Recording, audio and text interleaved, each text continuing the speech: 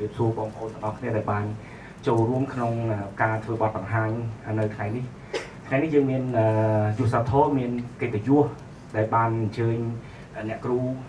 Tony Sapiro គាត់បានមកធ្វើបទបង្ហាញមួយហើយនឹង Joshua Hoskin គាត់នឹងក៏ធ្វើបទបង្ហាញដែរវាមានវាគ្មិន2នាក់ដែលមកនិយាយនៅថ្ងៃនេះហើយបទបង្ហាញនេះមាន2ផ្នែកមួយផ្នែកគឺលោក Joshua គាត់នឹងគាត់នឹងធ្វើបទបង្ហាញអំពីរូបភាពដែលគាត់បានធ្វើសិក្សាស្រាវជ្រាវនៅសារមន្ទីរBritish Museum នៅសារមន្ទីរនៅអង់គ្លេសនៅស្រុកអង់គ្លេសហើយអ្នកគ្រូនឹងបង្ហាញអំពីវីដេអូចំណងជើងរបស់អ្នកគ្រូគឺ archival video tapes and transmission of Cambodian dance stories នៅនឹងមកផ្នែកទៀតផ្នែកទី1នេះគឺលោក Joshua គាត់ខ្ញុំនឹងធ្វើជាអ្នកបកប្រែជូនគាត់ហើយមកផ្នែកទៀតលោកស្រីហ៊ុនប៉ែននឹងបកប្រែជូនទៅអ្នកគ្រូwelcome to everyone that you are coming today. There are two. You also welcome all of you here, and we have two distinguished speakers. One is the Professor Tony Sapiro. She just flight in today, and it is an honor to listen to her. She has worked in Cambodia since 1990s, and she is currently directors of program in peace building and arts, and also the professor of creative arts and social transmissions at Brandeis University in the U.S. And Joshua is also a master degree, pursuing his master degree at SOAS University of London, and he had joined the project in a project is called Circumambulating Objects, Paradigm of Restitution in Southeast Asia, Southeast Asian Art and the British Museum. The first section he will present it as the title you are seeing here, Luk Yei Chiesami, Preeminent Dancers of the 20th Centuries, and I will be his translator. And the next sections will be Nekru Tony will be translated by Hun Pain. Though they're not able to join us tonight, I would also like to thank Lokru Sung Sokro of RUFA, Nekru Ashley Thompson of SOAS, and Dr. Alexandra Green of the British Museum, who have all helped to bring this project together. គាត់សូមថ្លែងអំណរគុណទៅដល់មនុស្សមួយចំនួនមានលោកសួងសុករោដែលបាននៅនេះអ្នកគ្រូ Ashley Thompson Alexander Green ហើយមានគាត់អរគុណខ្ញុំដែរ Also, as Lokru Sapirit said in his very kind introduction, so my name is Joshua and I'm currently pursuing a master's degree in history of art and archaeology at SOAS. គាត់ដូចខ្ញុំបានប្រាប់មិញគាត់ធ្វើរៀនកំពុងរៀនថ្នាក់ Master របស់គាត់នៅ Master of Art and Master of Art គាត់កំពុងរៀន Master Sorry, I'm not a professional translator, so please forgive me. Many of the academics whose work is central to my studies, as well as many of my friends and classmates in London, have both worked and studied at RUFA, so I'm really delighted to be speaking here tonight. គាត់សប្បាយចិត្តនឹងនិយាយនៅនេះហើយគាត់ថាគាត់មានមិត្តភ័ក្តិច្រើនដែលបានរៀនជាមួយគ្នាបាទ So since the beginning of September, I've had the great pleasure of working with a series of 879 photographs of Cambodian dancers currently housed at the British Museum. គាត់តាំងពីខែ September ខែកញ្ញាមកគាត់បានធ្វើសិក្សាទៅលើរូបភាពចំនួន879នៅសារមន្ទីរអង់គ្លេស British Museum. So this evening I wanted to give a brief introduction to the collection of Cambodian photographs at the museum, just so that people know that they exist.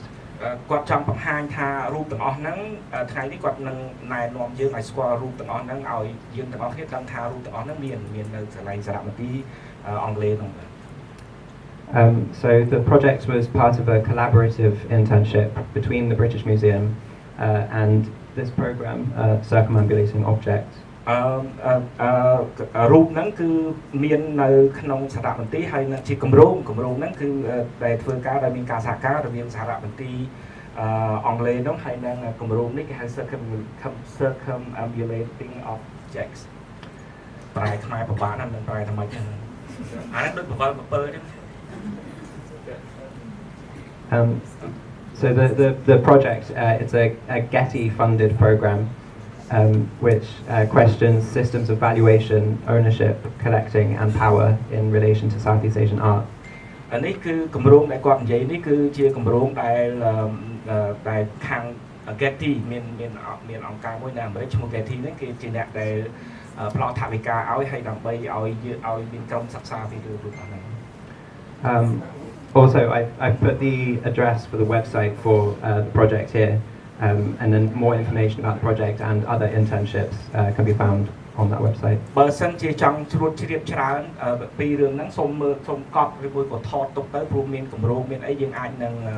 សិក្សាបន្ថែមព្រោះគម្រោងហ្នឹងដែលខ្ញុំបានដឹងដែរគឺល្អគួរតែសិក្សាស្រាវជ្រាវបានស៊ីជម្រៅ And I will also be writing a more comprehensive article about the project and the photographs, which will be published on the site within the next few months. ហើយពី3ខែទៀតហ្នឹងគាត់នឹងសរសេរអត្ថបទមួយហើយគាត់នឹងដាក់នៅក្នុង website ហ្នឹងបាទ So before Dr. Alexandra Green, who is the British Museum's SP Shaw Curator for Southeast Asia, asked Co-op to collaborate on this internship project, the photographs had remained unexamined and pretty much overlooked for decades. មានលោកស្រី Alexandra Green ហ្នឹងគាត់ជាអ្នកដែលមើលការខុសត្រូវ curator ខ្ញុំមិនដឹងប្រែថាម៉េចទេគឺអ្នកដែលមើលការរៀបចំចាត់ចែងតាំងពីព្រោះអីហ្នឹងហើយនៅហ្នឹងគាត់បានមានរូបច្រើននៅកន្លែងនោះហើយគាត់គិតថាមនុស្សច្រើនតែមើលរំលងនៅក្នុងរូបទាំងអស់នេះរូបភាពដែលរូបថតដែលគេមាននៅក្នុងហ្នឹង The photographs were stored in a series of boxes which were really, as you can see from the pictures, the boxes were really just falling apart. ហើយរូបហ្នឹងគេដាក់ក្នុងប្រអប់ចឹងទៅនៅក្នុងហ្នឹងអាខ្លះណាវាជ្រុះល្បាក់អីចឹង And there was also no record of how the photographs had arrived at the museum. ហើយអត់ដឹងថាតាមចោមយ៉ាងម៉េចបានរូបហ្នឹងមកដល់កន្លែងនោះទេ We did have a catalogue entry from 1940 talking about a series of 68 photographs and plans of Angkor, but these had not been seen in quite a while. មានរូបប្រហែលជា68ដែលមានជាកំណត់ហេតុតាក់ទងនឹងរឿងរូបថតមកពីអង្គរគេតែរូបហ្នឹងគេដឹងថានៅថតទៅរបៀបឆ្នាំ1940 Also, the photographs in the catalogue entry were recorded as being 5 meters long, which didn't make any sense, and obviously wasn't these ones 5 meters long. Yeah. We don't know. Yeah. មានជាយើងអត់ដឹងអា record រីអីដែលគេធ្វើជា catalog អីនោះយើងអត់ដឹងទេហើយមានអាខ្លះ Are you talking about 5 meters long of what? For the photographs in the catalogue entry. ហ្នឹងមានទំហំ5ម៉ែត្រ So it obviously wasn't these ones. ហើយមិនមែនរូបនេះទេ So Dr. Green wanted a SOAS student with an interest in Cambodia to come on board at the museum to help digitize and document the photographs. ហើយឲ្យមានកូនសិស្សដែលចាប់អារម្មណ៍ពីរឿងស្រុកខ្មែរហ្នឹងគេបានទៅឲ្យគេមានគម្រោងឲ្យទៅថតរូប digitize វាថតទុកធ្វើឯកសារ And the goal was to formally add them to the British Museum's collection so that we could make them available to the general public. ហើយអាហ្នឹងពេលដែលយើងថតគេគម្រោងគោលបំណងរបស់គេហ្នឹងថតជាខែ digitization ថតរូបហ្នឹងហើយគេយកទៅដាក់នៅក្នុងសារមន្ទីរទៅដើម្បីឲ្យអ្នកណាគេអាចចង់មើលអីតាមរយៈ online អីបានបាទ Co-op, the circumambulating objects, were interested specifically in making the photographs available to Cambodians in Cambodia. ហើយខាងគម្រោងដែលនិយាយមិញតាក់ទងរឿងរបៀប7នៃរូបនោះណា circumambulation ហ្នឹងជាគម្រោងហ្នឹងគឺគេគម្រោងដែលមានហ្នឹងគឺគាត់ចង់ធ្វើម៉េចដើម្បីឲ្យរូបទាំងអស់ហ្នឹងក្នុងគម្រោងហ្នឹងគឺចង់ឲ្យរូបទាំងអស់ហ្នឹងដែលឲ្យខ្មែរអាចមើលបានទាំងអស់គ្នា And the collaboration between the university and the museum was intended to make the most of the strengths and resources of both institutions. គឺនៅខាងសាកលវិទ្យាល័យខាង SOAS ហ្នឹងហើយនៅសារមន្ទីរហ្នឹងគេខំប្រឹងប្រែងធ្វើម៉េចដើម្បីប្រើអស់លទ្ធភាពក្នុងការធ្វើការងារទៅលើរូបទាំងអស់ហ្នឹង So when I was first asked to catalogue the photographs, we thought that there were around 600 or 700 photographs of Cambodian dancers and landscapes.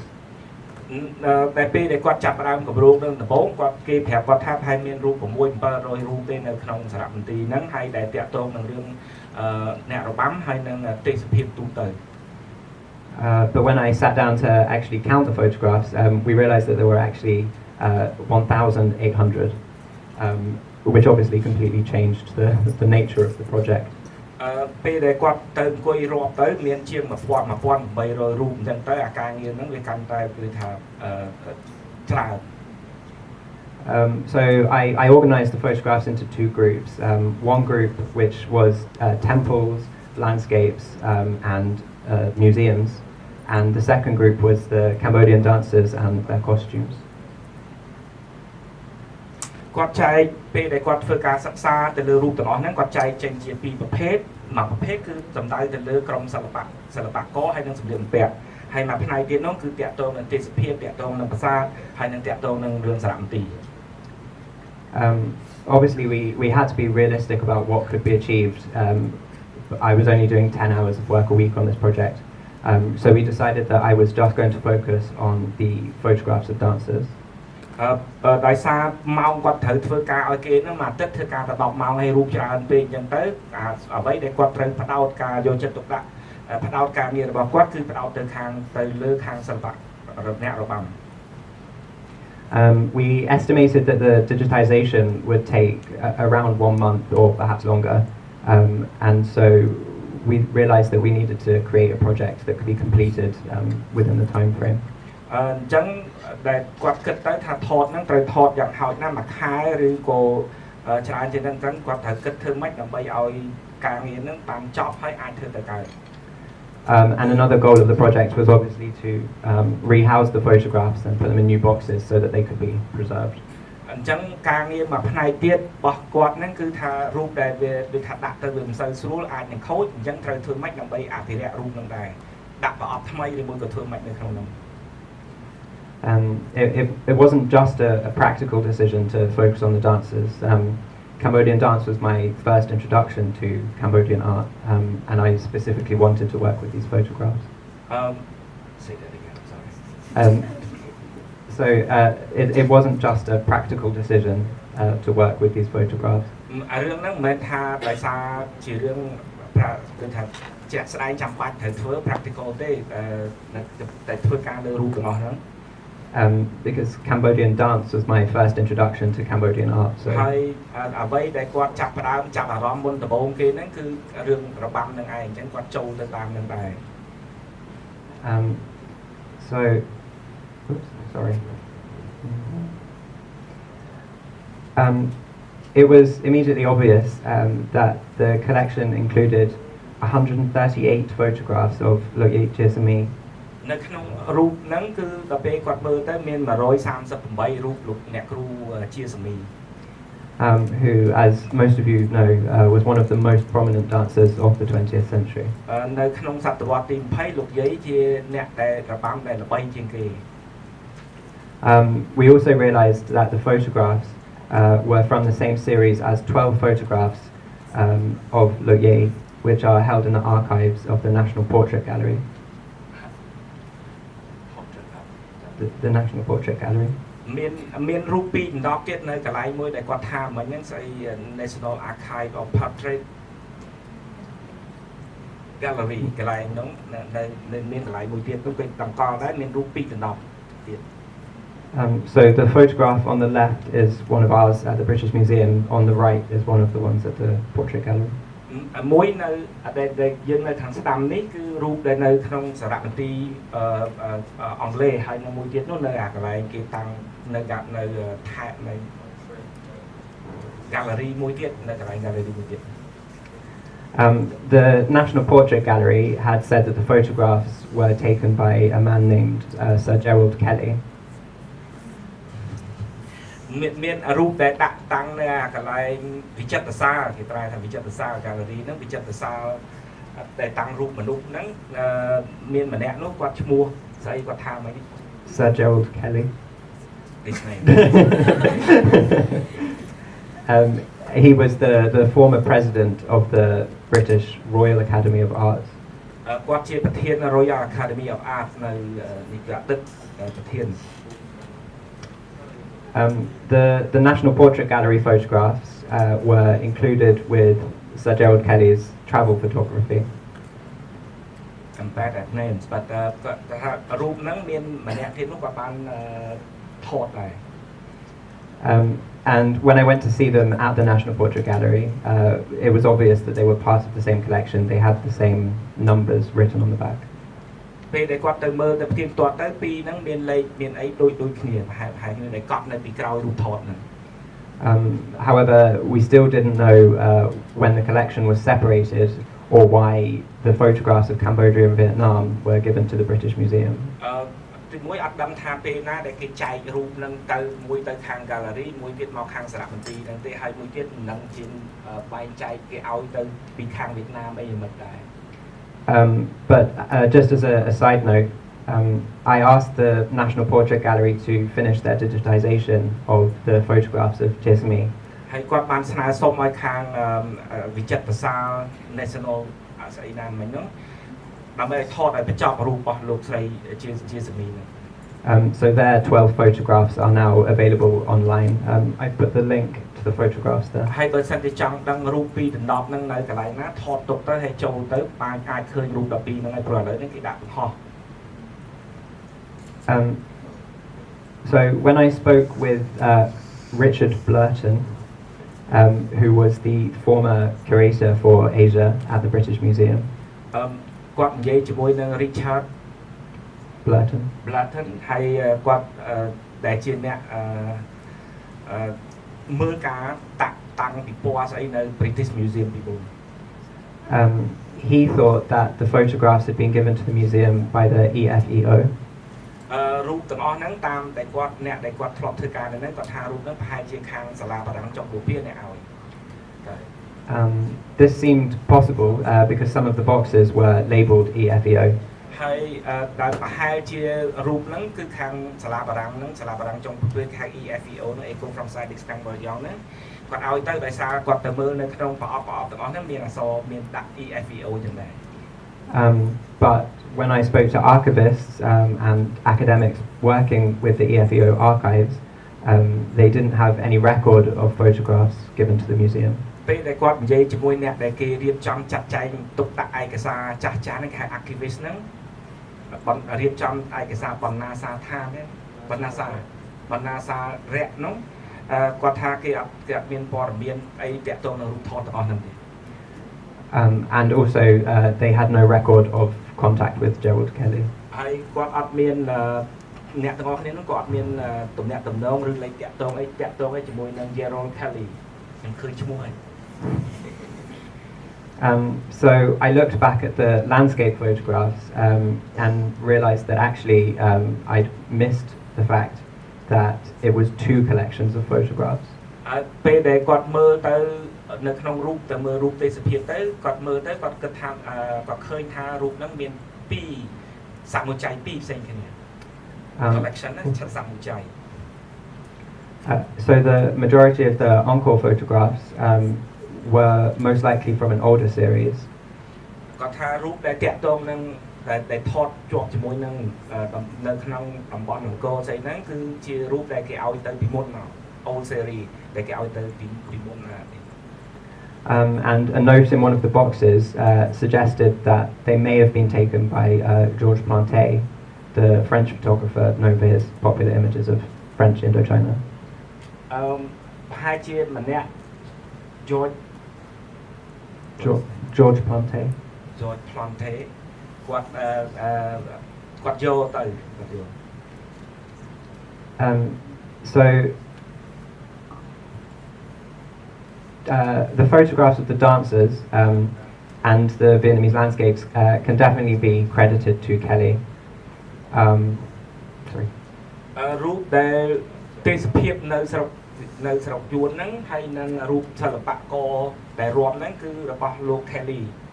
Gerald Kelly. So you can see here his handwriting on the back of the photographs. នេះអក្សរគាត់សរសេរនៅពីក្រោយហ្នឹង which, in my opinion at least, shows that he had the photographs, he used the photographs, and he took the photographs. តាមគំនិតរបស់គាត់គឺថាគាត់លោក Kelly ហ្នឹងគាត់ជាអ្នកដែលគាត់ប្រើរូបហ្នឹងគាត់អ្នកថតគាត់អីគាត់ជាអ្នកដែលអ្នកថតអ្នកប្រើប្រាស់រូបទាំងអស់ហ្នឹងគាត់ទៅសេអីលើហ្នឹងទៀត So just to explain a little bit about who Kelly is. គាត់បញ្យល់អំពីលោក Kelly ហ្នឹង So he was born in London in 1879. តាលោកតាហ្នឹងគាត់កើតនៅទីក្រុងឡុងហ្នឹងឆ្នាំ 1879 and he was most well known as a painter. គាត់ជាជាងកនូដើម្បីអូខេស្គាល់គាត់ថាជាជាងកនូ In his early 20s, he moved from London to Paris to study art. នៅពេលដែលគាត់អាយុ20ជាងតិចតួចគាត់ទៅបារាំងដើម្បីទៅរៀនពីសិល្បៈ He was in the UK. He was a very fashionable portrait painter. ហើយពេលដែលគាត់នៅអង់គ្លេសហ្នឹងគាត់ជាអ្នកគូររូបមុខមុខ and is very well known for his portraits of the British royal family. ហើយគាត់គូហ្នឹងគាត់គូល្បីដែរហើយគាត់គូជាពិសេសខាងរាជវង្សនៅអង់គ្លេសហ្នឹង So he first visited Asia and specifically Burma in 1908. គាត់មកភូមានៅឆ្នាំ1000គាត់មកតំបន់អាស៊ីអាគ្នេយ៍ហើយជាពិសេសទៅភូមាហ្នឹងឆ្នាំ1908 after he had his heart broken by a dancer in Paris. ពេលដែលគាត់បែកបាក់ស្នេហានៅប៉ារីសទៅជាមួយនឹងសិល្បករអ្នករបាំ It's there that he developed an interest in Southeast Asian performing arts. ហើយទៅគាត់ចាប់អារម្មណ៍អំពីសិល្បៈសម្ដែងនៅខាងតំបន់អាស៊ីអាគ្នេយ៍ He also then at that point started to produce paintings of Burmese dancers. ហើយពេលហ្នឹងគាត់ធ្វើគាត់គូររូបអំពីអ្នករបាំខាងនៅប្រទេសភូមា But then this interest in Southeast Asian cultures led him to Cambodia. ពេលដែលគាត់នៅភូមាហ្នឹងទៅគាត់ចាប់អារម្មណ៍មកខាងស្រុកខ្មែរដែរ And he visited Cambodia with his wife in 1937. 1937គាត់មកលេងស្រុកខ្មែរជាមួយប្រពន្ធអ្នកបាក់បែកស្នេហាមុនហ្នឹងនៅប៉ារីសទេ There's not very much information available on that visit to Cambodia. ពេលដែលគាត់មកហ្នឹងយើងអត់មានព័ត៌មានអីច្រើនអំពីគាត់ទេ His biography just mentions one single line, which says that a visit to Cambodia allowed him to paint more dancers. ពេលស្អីដែលគេទៅស្អីអំពីគាត់ហ្នឹងគឺថាមានបន្ទាត់ពីហ្នឹងនិយាយពីគាត់ថាដែលពេលដែលគាត់មកស្រុកខ្មែរហ្នឹងឲ្យគាត់បានគូរូបគូអីច្រើនអំពីអ្នករបាំ So these paintings are actually quite well known and are included in public and private collections in the UK. ហើយគំនូររបស់គាត់ហ្នឹងគឺល្បីល្បាញហើយមានអ្នកខ្លះក៏គេប្រមូលជាសកម្មចៃផ្ទាល់ខ្លួនហើយនៅដាក់នៅសារមន្ទីរដែរ The link at the first link at the bottom is to the Encore database page for Gerald Kelly, which has plenty of pictures of his paintings. បើសិនជាចង់មើលលោកនៅក្នុងខាងក្រោមហ្នឹងយើងអាចមើលរូបរបស់ខាងលោក Kelly ដែលបានគូអីហ្នឹងច្រើន He also included a pencil drawing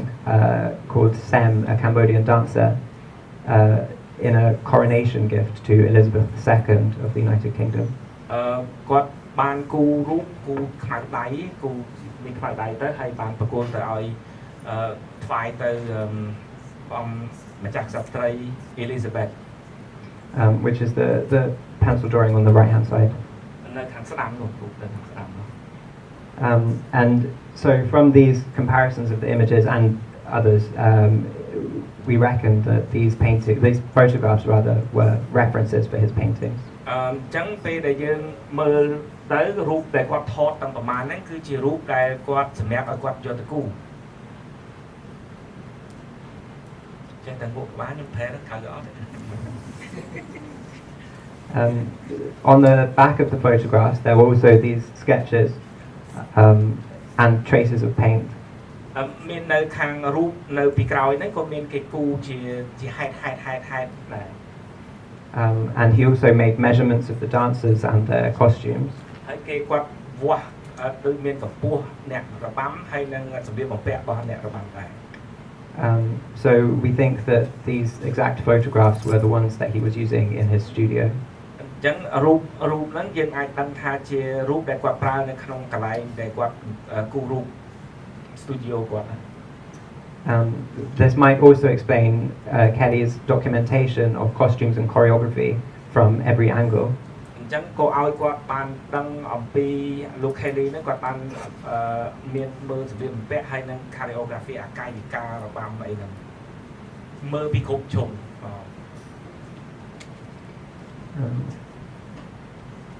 So he took photographs of two different dance troupes. គាត់ថតរូបពីក្រុមសិល្បករពីក្រុមផ្សេងគ្នា So in April of 1937, he took the photographs, or these are just examples, at the Royal Palace in Phnom Penh. 1900 ខែមេសាឆ្នាំ 1937 គាត់ថតរូបអ្នករបាំនៅព្រះរាជវាំងយើងនេះព្រះរាជវាំងនេះ And then the other dance troupe, the photographs were taken on the bottom. The photographs were taken at Angkor Wat. ហើយរូបនៅខាងលើនៅវាំងនៅខាងក្រោមនេះថតនៅអង្គរវត្ត The presence of Lok Yechis and me. អង្គរវត្ត Yeah. នេះអង្គរ Angkor Wat. Yeah. Within the boundary. Yeah. Okay. So the presence of Lok Yechis and me in the former group suggests that it was the personal troupe of His Majesty King Sisavot Monivong. រូបដែលខាងលើនោះគឺដែលមានរូបយាយជាសមីគឺជាក្រុមមួយដែលទៅធ្វើដំណើរទៅតាមបកគោណាមនីវង Obviously, Lok Ye was well known for performing the role of Moni Makala in the King's troupe. គឺព្រះរាជល្ខោនលួងហ្នឹងគឺលោកយាយជាសមីគាត់រាំមនីមេកាឡាគាត់ល្បីខាងហ្នឹង And for me, it was a pleasure to discover these visual records of her earlier career. ហើយគាត់សប្បាយចិត្តដែលបានឃើញរូបដែលលោកយាយគាត់ចាប់ផ្ដើមពីដើមទីមកពីការក្នុងការធ្វើជាអ្នករបាំហ្នឹង And it feels to me that these pictures capture a moment in her life, which was a life which was throughout the whole of the history of 20th century Cambodian dance. គាត់ថារូបហ្នឹងបង្ហាញអំពីរឿងរបាំនៅក្នុងសតវត្សទី 20 ដំណើររបស់លោកយាយនៅក្នុងសតវត្សទី 20 We also have photographs of Kieu Van, the dancer on the bottom left. មានរូបរបស់ Kieu Van នៅខាងក្រោម who was one of the king's dancers photographed by Georges Grolier. Georges Grolier គាត់អ្នកថតរូបនៅខាងក្រោមហ្នឹងហើយ Kieu Van ហ្នឹងក៏គាត់ជាអ្នកដែលនៅក្នុងក្រុមរបាំព្រះរាជទ្រព្យដែរ Although Lucy Le Lebay, a scholar of Cambodian dance, Lucy Le Lebay, Lucy she told me that Kieu Van was not actually a member of the royal troupe at this point. Lucy គាត់ថា Kieu Van ហ្នឹងមិនមែននៅក្នុងក្រុមល្ខោនលួងទេក្រុមល្ខោនរបស់លួង which probably explains why the setting for her photographs are different. អញ្ចឹងហើយផែបានជាយើងមើលទៅរបៀបដូចថាគេថតនេះគឺផ្សេងមានលក្ខណៈផ្សេង So the photographs taken at Angkor were most likely of the troupe of Princess Wongat Saisongvan. រូបដែលថតនៅអង្គរហ្នឹងគឺមានក្រុមមួយឈ្មោះ Wongat Saisongvan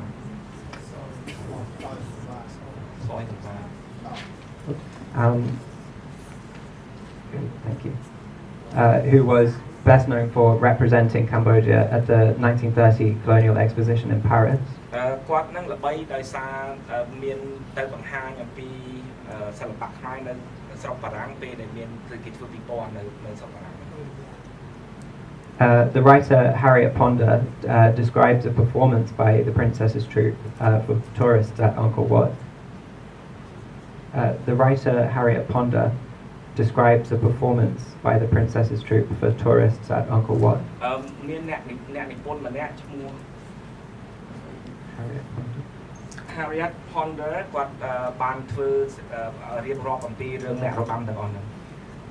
And we can see that this is also how Sir Gerald encountered them. នេះគឺលោក Carol បានជួបពួកអ្នកសិល្បករទាំងអស់ So the photograph on the left is a performance on the causeway at Angkor Wat. ខាងបើយើងមើលមកនៅខាងឆ្វេងនេះគឺគេរាំនៅកន្លែងក្តារបែននៅអង្គរ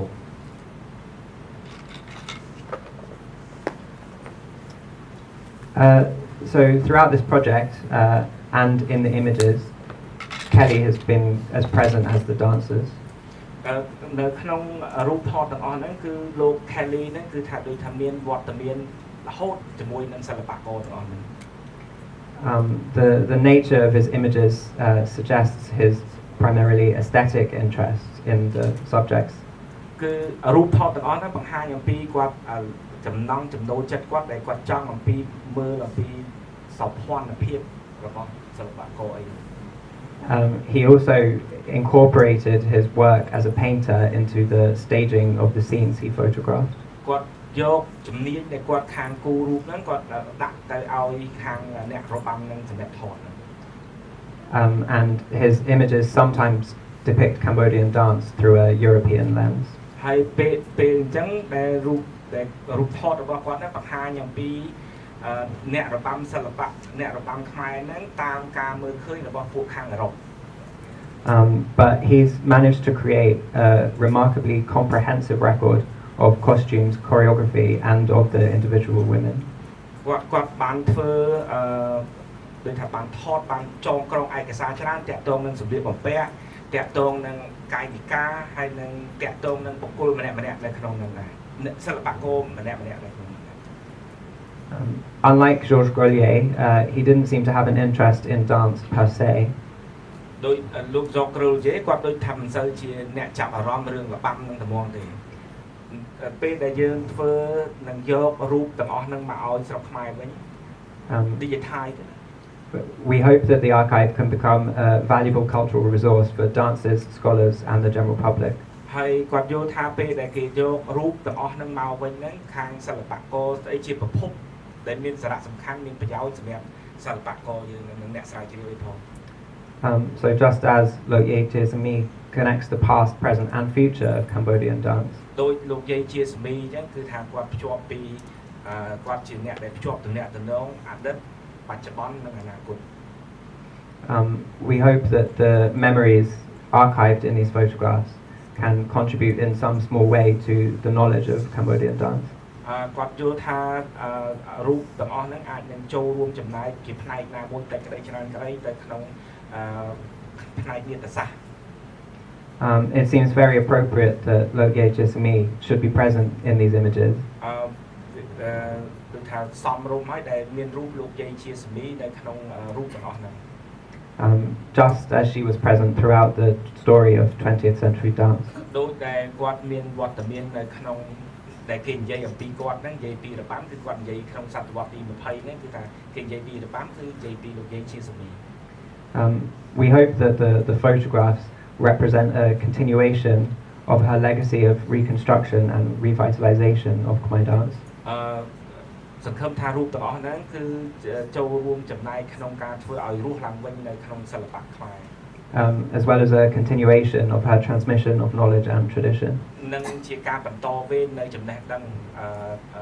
ទៅមុខទៀត As for the other dancers, mostly we just have names on boxes.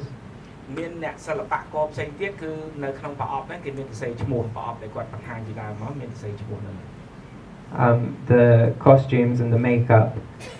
as well as the embodiment of spirits and characters, make it difficult to identify individual women. សម្លៀកបំពាក់ឬមួយក៏ស្អីដែលមាននៅក្នុងរូបហ្នឹងអត់ដឹងថារូបហ្នឹងជាអ្នកណាមែនទេ But we hope that by sharing these images with Cambodia, memories will surface that can help to give life back to these women. ពេលដែលយើងបានយករូបទាំងអស់ហ្នឹងមកចែកម្លែកទៅគិតថាយើងអាចនឹងដឹងអាចនឹងស្គាល់រូបទាំងអស់ហ្នឹងវិញ I just want to mention that the British Museum's collections are all available to view online. រូបទាំងអស់ហ្នឹងរបស់ខាងសារមន្ទីរអង់គ្លេសហ្នឹងយើងអាចនឹងទៅមើលនៅអនឡាញបានបើយើងអាចចូលទៅក្នុង website គេបាន And hopefully the records I've created for each individual photograph will be available on this website by early 2026. នៅដើមឆ្នាំ2026ហ្នឹងរូបដែលគាត់បានធ្វើស្អីហ្នឹងនឹងមានគេនឹងបង្ហោះនៅក្នុង website របស់កន្លែងហ្នឹងហើយសារមន្ទីរអង់គ្លេស The museum is also seeking permission from Kelly's estate to post the photographs on the website. ខាងសារមន្ទីរក៏គេសុំសិទ្ធិពីលោកខាង Kelly ហ្នឹងដើម្បីបង្ហោះអីចឹង So if that's done, then anyone will be able to see the photographs online. ទទួលខាងសារមន្ទីរទទួលសិទ្ធិក្នុងការផ្សព្វផ្សាយបានហើយយើងទាំងអស់គ្នាអាចមើលបាន At the museum, I've also rehoused the photographs in protective envelopes. គាត់នៅក្នុងសារមន្ទីរគាត់ក៏រៀបចំឡើងវិញរូបថតទាំងអស់ហ្នឹងដាក់នៅក្នុងប្រអប់ដាក់នៅក្នុងស្រោមសំបុត្រឬមួយក៏ប្រអប់ណាមួយដើម្បីការពាររូបដែរ So that hopefully the photographs themselves can be preserved for many years. គាត់សង្ឃឹមថារូបដែលគាត់ខំចាត់ចែងទុកដាក់ត្រឹមត្រូវហ្នឹងអាចនឹងរក្សាទៅបានយូរទៅមុខទៀត So even though the internship itself has ended, I hope that I'm going to continue working with these photographs. ទោះបីជាគេឲ្យលុយគាត់ទៅរៀនសិក្សា internship ណាទៅហាត់ការនៅក្នុងអស់ទៅប៉ុន្តែគាត់សង្ឃឹមថាគាត់នឹងបន្តគាត់ចង់បន្តការងារស្រាវជ្រាវរបស់គាត់តទៅមុខទៀត It feels like the research has raised more questions than it's answered at this point. គឺថាតែពេលយើងស្រាវជ្រាវដូចគាត់ស្រាវជ្រាវមែនតើទៅសំណួរច្រើនជាងចម្លើយ But I hope that the project has at least allowed for these photographs to be shared with the world and specifically with Cambodia. គម្រោងដែលគាត់បានចូលរួមសិក្សាស្រាវជ្រាវហ្នឹងគាត់សង្ឃឹមដូចថាគាត់ដែលបានធ្វើកន្លងមកហ្នឹងយ៉ាងហោចណាស់ក៏រូបថតទាំងអស់ហ្នឹងបានចែកទៅឲ្យពិភពលោកបានឃើញឡើងវិញហើយជាពិសេសមកឲ្យប្រជាជនខ្មែរ And I hope that it's allowed them to achieve their potential, playing some small part in Lokyay Jisame's legacy of memory and reconstruction. គាត់សង្ឃឹមថានឹងអាចចូលរួមចំណែកតាក់ទងនឹងរឿងមរតករបស់លោកយាយជាសាមីហើយនឹងការ legacy of memory and reconstruction. មាន legacy memory and reconstruction គឺនិយាយអំពីកេរដំណែលរបស់លោកយាយជាសាមីការចងចាំអំពីគាត់ហើយនឹងការដែលកសាងឡើងវិញរៀបចំធ្វើអីឲ្យតាក់ទងនឹងសិល្បៈឯហ្នឹងឡើងវិញ reconstruction. I put the text might be quite small, but I've put some links here to places that the photographs will be available, where other photographs are available. នេះមានរូបថតអីហ្នឹងថតទុកទៅព្រោះអាហ្នឹងយើងអាចចូលទៅមើលអាចឃើញរូបពេលដែលរូបហ្នឹងគេដាក់បង្ហោះទៅយើងអាចចូលទៅមើលបាននៅកន្លែងហ្នឹងដើមឆ្នាំ2026 And I've also put my email address at the bottom in case anyone is interested in reaching out to ask more about the photographs. ហើយបើចង់សួរនាំគាត់ក្រៅផ្លូវការអាចសរសេរអ៊ីមែលទៅគាត់បានអ៊ីមែលគាត់នៅខាងក្រោមនោះ Thank you. សូមអរគុណ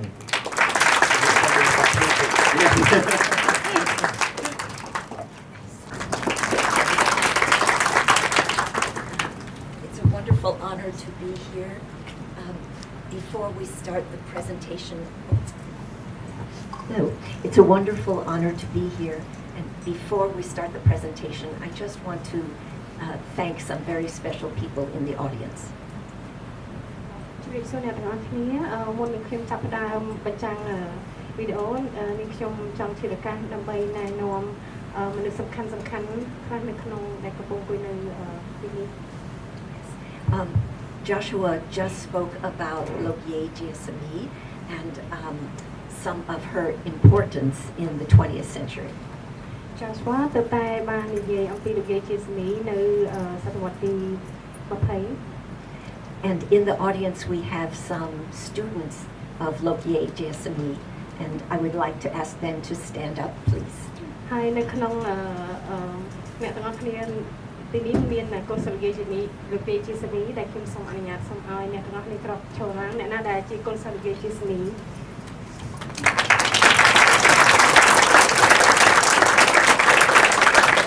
And So they are making sure that her legacy, her teaching, her way of being, her knowledge continues. ហើយពួកគេគឺជាអ្នកបន្តវេនហើយនឹងប្រកាសថាធានាថានឹងចំណេះដឹងទាំងអស់នេះត្រូវបានបន្ត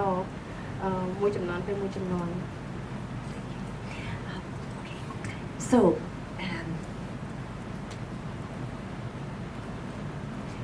in this picture, all of you here recognize this as a Sampaya Guru ceremony, I'm sure. ហើយនៅក្នុងរូបភាពនេះអ្នកទាំងអស់គ្នាខ្ញុំគិតថាអ្នកទាំងអស់គ្នាប្រហែលជាបានដឹងហើយថារូបនេះគឺជារូបសំពះគ្រូ And during this ritual, this particular ritual, which is so important to Cambodian dancers and musicians, នៅក្នុងពិធីសំពះគ្រូនេះគឺជាពិធីសំខាន់សម្រាប់សិល្បករនីផ្នែករបាំនិងអ្នកភ្លេងនិងគ្រូភ្លេង maybe you can see something unusual or special up on the altar near the masks and headdresses. អ្នកទាំងអស់គ្នាប្រហែលជាបានឃើញរូបមួយដែលมันមានលក្ខណៈពិសេសនៅខាងក្រៅដែលមានតាំងមានមុខរូបតាំងមុខភ័ក្រមុខខាងក្រៅ There is a box covered with red silk and topped with a jasmine garland.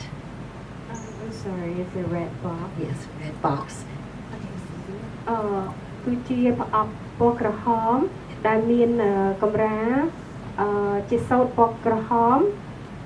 នៅក្រៅពីលើប្រអប់ហ្នឹងហើយមានផ្កាម្លិះភួងផ្កាម្លិះដាក់នៅខាងលើ Inside that box was a hard drive, a digital hard drive of all of the videotapes that I had taken when I was a student studying Khmer dance in the early 1990s. នៅក្នុងប្រអប់នោះគឺជា hard drive ដែលខ្ញុំបានសិក្សាស្រាវជ្រាវកាលពីឆ្នាំ 1990 កាលនោះខ្ញុំគឺជាអ្នកស្រាវជ្រាវនិងជាកូនសិស្សម្នាក់នៅដែលមានធ្វើការស្រាវជ្រាវនៅសាកលវិទ្យាល័យភូមិន្ទចិត្តសិល្បៈ And the about 300 hours of video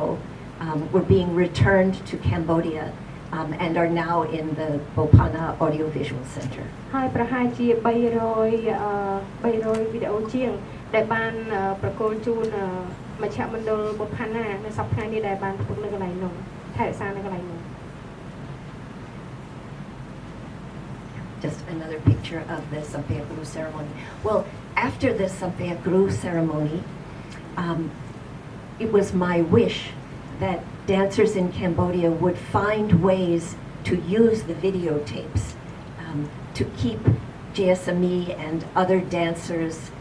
knowledge and memories and skills alive to inspire future generations. ក្តីសង្ឃឹមរបស់ខ្ញុំគឺចង់ឃើញកូនសិស្សលោកយាយជាសមីនិងអ្នករបាំដទៃទៀតបានប្រើប្រាស់វីដេអូឯកសារដែលខ្ញុំផ្ញើទុកនៅ Bopana Center ហ្នឹងដើម្បីបន្តជាការលើកទឹកចិត្តជាការបន្តចំណេះដឹងផ្សព្វផ្សាយបន្តទៀតនៅសិល្បៈរបស់ចំណេះដឹងរបស់លោកយាយ And indeed, right after this ceremony, 3 dancers came to me and they said, we already have an idea for a project. ហើយបន្ទាប់ពីការសំពះគ្រូនេះហើយពិធីសំពះគ្រូនេះហើយមានអ្នករបាំ3នាក់បានមកជួបខ្ញុំហើយគាត់បាននិយាយថាគាត់មានគំនិតមួយអំពីលោកយាយជាសមីគម្រោងការងាររបស់លោកយាយជាសមី And those dancers are Oksoli Jamnat, អ្នករបាំនោះគឺបងអុកសាលីចំណិត Kyu Sotevi,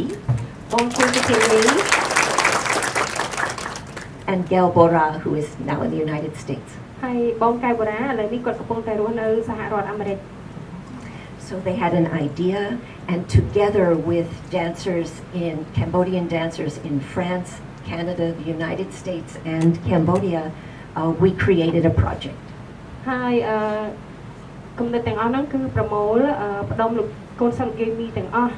តែអ្នកទាំងអស់គ្នាលើហ្នឹងកំពុងតែអ្នកខ្លះរស់នៅសហរដ្ឋអាមេរិកអ្នកខ្លះរស់នៅប្រទេសកាណាដា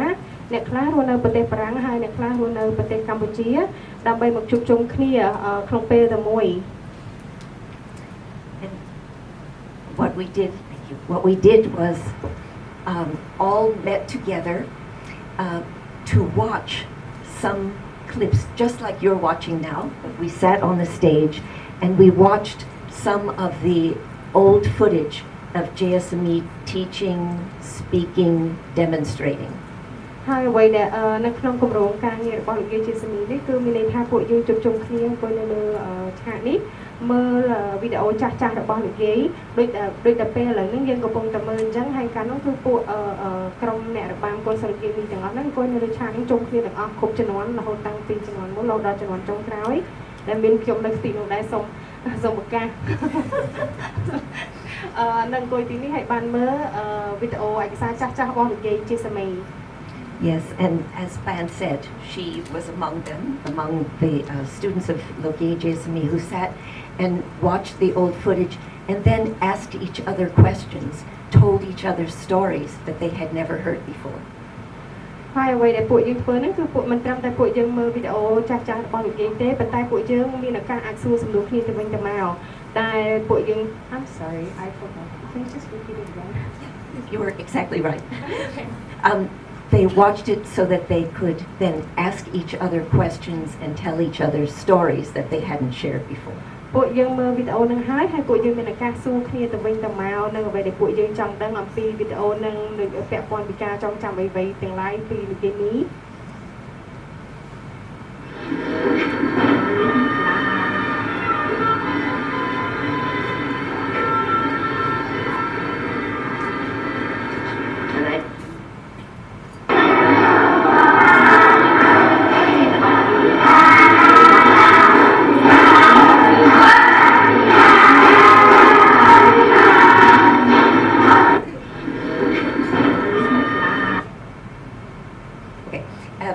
That was just a clip. Sorry, I'm learning how to use this. I'm learning how to use this computer. That was just a clip of Huisere Puzita, who was very important in organizing this project, one of Logie Mi's students back in the 1990s. This is a video I took of her still learning from Logie JSME, even though she was already a teacher at the School of Fine Arts. នៅក្នុងវីដេអូឃ្លីបនេះអ្នកគ្រូឈ្មោះអ្នកគ្រូដែលរៀនពីលោកយាយឈ្មោះអ្នកគ្រូភូសិតាហើយនេះគឺជារូបភាពដែលខ្ញុំបានថតកាលពីឆ្នាំ1990ហើយនៅពេលនោះអ្នកគ្រូភូសិតាគាត់ជាអ្នកគ្រូបង្រៀនរបាំរួចហើយបើទោះបីជានៅក្នុងវីដេអូឃ្លីបនេះគាត់នៅតែកំពុងតែរៀនសូត្រពីលោកយាយនៅឡើយនៅទេ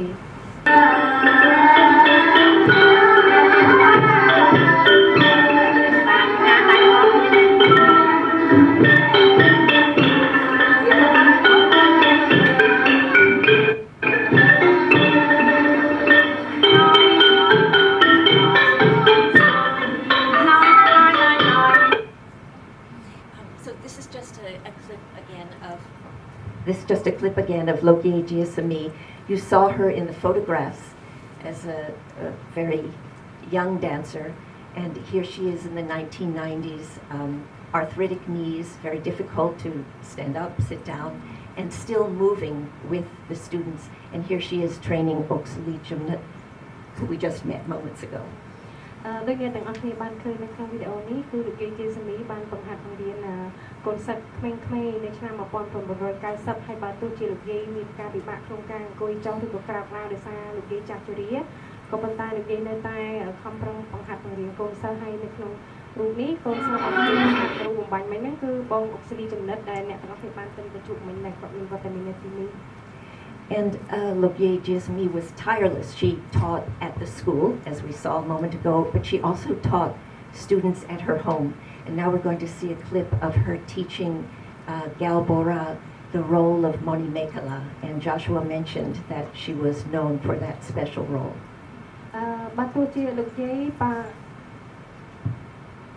You guys can hear me, right? Okay. ក្នុងកលៈទេសៈនោះលោកយាយបើទោះជាលោកយាយបង្ហាត់នៅសាលាក៏ដោយក៏ប៉ុន្តែលោកយាយក៏បានជួយបង្ហាត់នៅផ្ទះដែរហើយនេះនៅក្នុងវីដេអូឃ្លីបនេះគឺលោកយាយបង្ហាត់តួមនីមេកាឡាទៅដល់បងកៅបូរ៉ាហើយដូចអ្នកបានទាំងអស់នេះបានដឹងហើយតួពិសេសរបស់លោកយាយគឺមនីមេកាឡា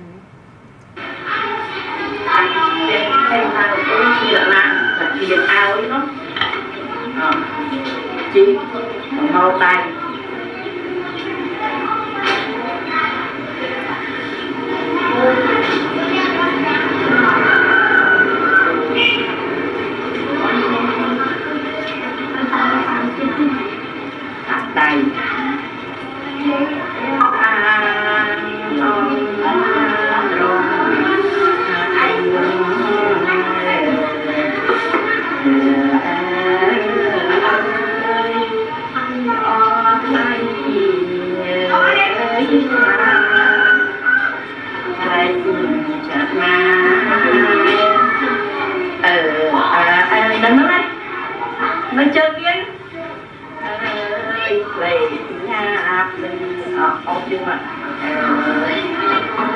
Hãy subscribe cho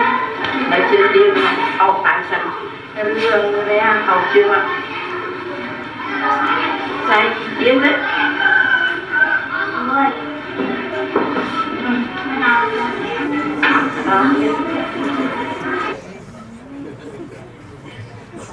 I won't continue it, but it goes on like that. And in addition to Lovier's tireless work, teacher to student, she also had an idea. Because she survived the Khmer Rouge and so few dancers did. ថែមពីលើការបង្ហាត់កូនសិស្សលោកយាយមានកំណត់និងទស្សនវិស័យមួយនៅពេលដែលចេញពីរបបពលពតមក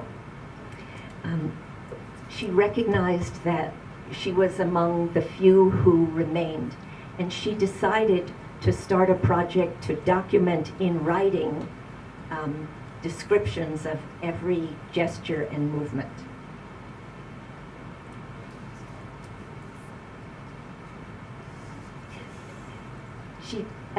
There were no.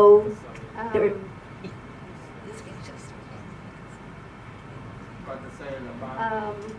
គាត់ដោយសារគាត់ដឹងថាគាត់គឺជាសិល្បករនីគាត់ជាមនុស្សម្នាក់នៅក្នុងចំណោមតែមនុស្ស2 3នាក់ទេដែលរស់នៅ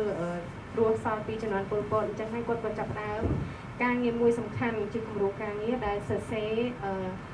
ឯកសារទាំងអស់ទៅលើកំណត់ត្រាសរសេរ She told me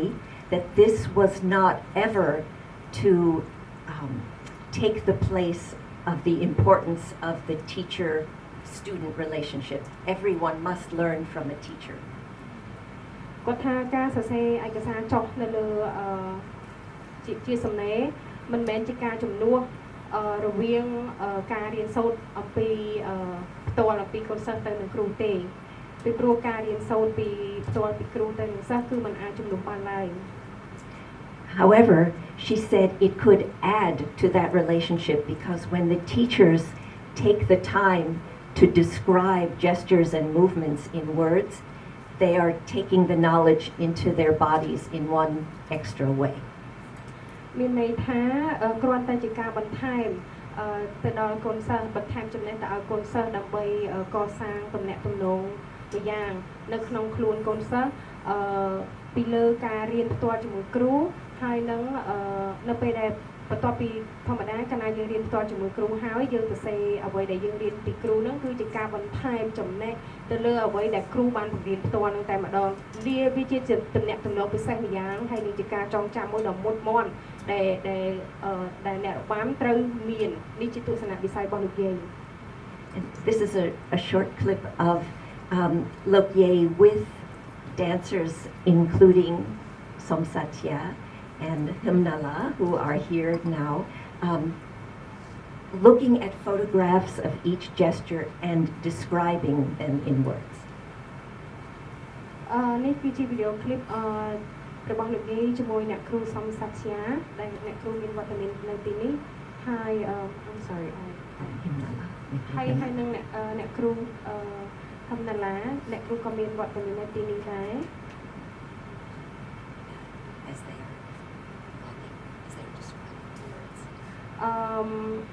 ដែលលោកទាំងពីរការពីនោះនៅក្នុងវីដេអូឃ្លីបហ្នឹងគឺគាត់បានសរសេរពីហើយរៀបរាប់អំពីក្បាច់ហ្នឹងចេញពីពាក្យហើយសរសេរចេញជាមកលើកំណត់ការជាសភៅសំណេរ sorry nói cho ông thầy hai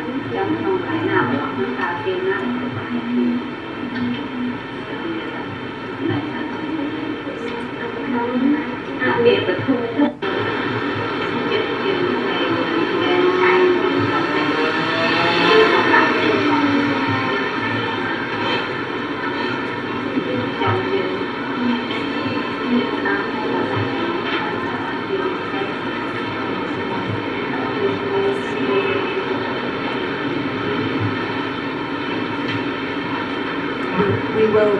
remember that there had never been documentation, written description of the gestures and movements before. ពួកយើងចង់បានថាពីមុនមកគឺបានមានការសរសេរចុះជាសេចក្តីអំពីក្បាច់របស់ទេគឺអត់មានទេ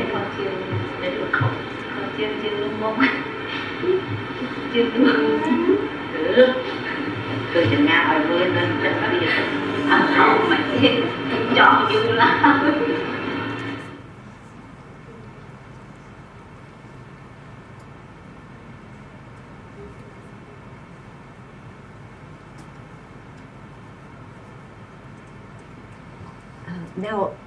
Now the photos are, instead of the old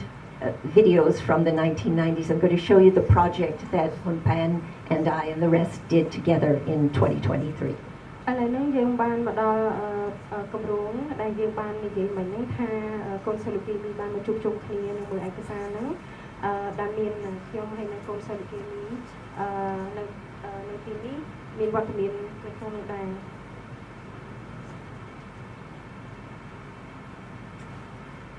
And as we said earlier, people of different generations would sit around and be inspired by the old videos to tell new stories. ដូចបាននិយាយពីដើមមកអញ្ចឹងគឺកូនសិស្សនិយាយមកពីគ្រប់ទីកន្លែងទាំងអស់ជួបគ្នាហើយបាននិយាយរឿងរ៉ាវដែលមើលពីវីដេអូហ្នឹងហើយនិយាយរឿងបង្កើតបានជាការចងចាំហើយនឹងរឿងថ្មីៗ And we were lucky enough to invite in some other people, some people who were part of the royal ensemble before the Khmer Rouge era, such as Nekru Ponturen, to add to the historical record. ហើយពួកយើងក៏បានអញ្ជើញអ្នកគ្រូខ្លះដែលគាត់មានវត្តមានដែលជាផ្នែកមួយនៅក្នុងក្រុមរបាំបុរាណមុនសម័យពលពតមកចូលរួមនៅដើម្បីបង្កើតជាអនុស្សាវរីយ៍នៅក្នុង project នេះដែរ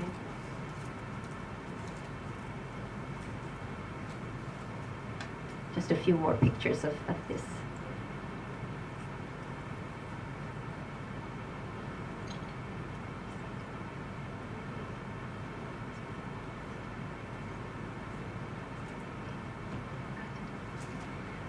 And this is a short video clip of response to watching one of the older videos. នេះគឺជាវីដេអូឃ្លីបដែលយើងចាក់ប្រចាំឥឡូវនេះនិយាយអំពីវីដេអូដែលចាស់ពីមុនមក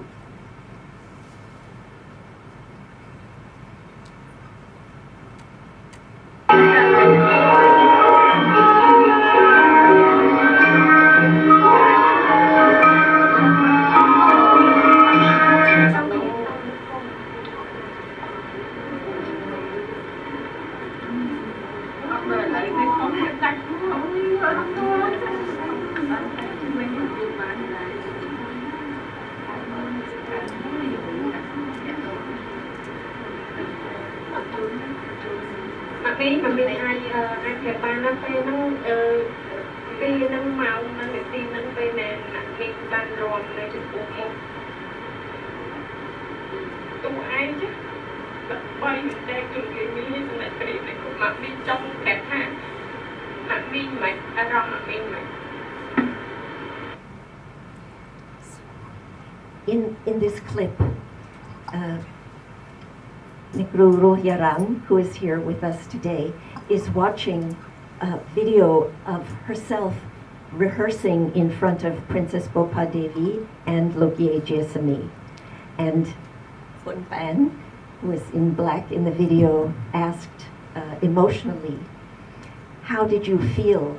dancing in front of people who were so important, so critical to the dance and to the country? And the clip doesn't include this, but as I remember, she answered that I'm always nervous. I always want to do my best, and I carry a fear within me of not pleasing my teachers, who I respect so much. នៅក្នុងវីដេអូឃ្លីបនេះនេះខ្ញុំបានសួរចំពោះម៉ាក់មីងរូបយារ៉ានថាតើម៉ាក់មីងមានអារម្មណ៍យ៉ាងម៉េចនៅពេលដែលម៉ាក់មីងមានឱកាសបានរួមនៅចំពោះមុខតួ idol ល្បីពីរនាក់គឺលោកយាយឈិនសាមីហើយនិងបាត់សម្ដេចព្រះរាមបុប្ផាទេវីប៉ុន្តែចម្លើយរបស់ម៉ាក់មីងបានដាក់នៅក្នុងវីដេអូនេះទេប៉ុន្តែកាលនោះខ្ញុំចាំបានគឺម៉ាក់មីងឆ្លើយថាខ្ញុំតែងតែមានអារម្មណ៍ភ័យខ្លាចពីព្រោះខ្លាចថារួមទៅអត់ត្រូវនៅចំពោះមុខគ្រូធំៗអញ្ចឹងណា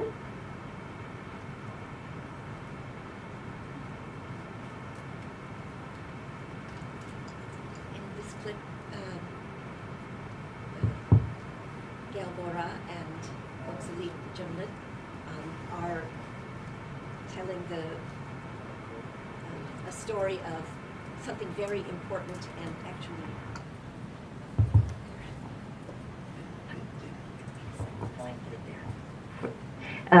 telling a story of a pivotal moment in Bora's life, an important moment in her life. នៅក្នុងវីដេអូនេះបងបូរ៉ាហើយនិងបងអូស្លីចំណិតបានចែករំលែកអំពីការចងចាំដែលដែល beautiful with យ៉ាងខ្ញុំមិនដឹងថាមក sorry beautiful ដូចគួរអាណិតដូចគួរចាក់ដូចសង្ហាសម្រាប់ក្រៀមក្រំណាហ្នឹងហើយអំពីរឿងសាច់រឿងរបស់បងកែវបូរ៉ាជាមួយលោកយាយ គាត់អានថាចៅត្រូវតែចាំចេះជាហើយពេលណាដែលកូនចៅភ្លេចក្បាច់ចៅចាំជំរាបទៅកូនចៅនៅអត់ឃើញក្បាច់ឡើងវិញហើយអញ្ចឹងកូនចៅក៏មកភ្លេចសោះក្បាច់ដែលលោកជាមិនបានមើលរៀនអត់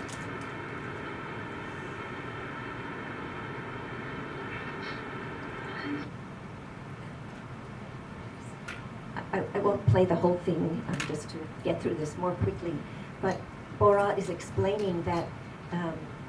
Lokye Jayasamy told her that it's very important to remember the lyrics, not just the gestures of the dance, because if you forget at a moment, if you forget the gestures, the lyrics will help you remember. And then, in fact, it was because of this and Bora's focus on singing that she went on to become a pop star, to a famous singer as well. So she was thanking Lokye. ខ្ញុំគិតថាខ្ញុំមិនបាច់បកប្រែខ្មែរដោយសារមិនបងគាត់និយាយជាភាសាខ្មែរហើយដែរណាអរគុណច្រើន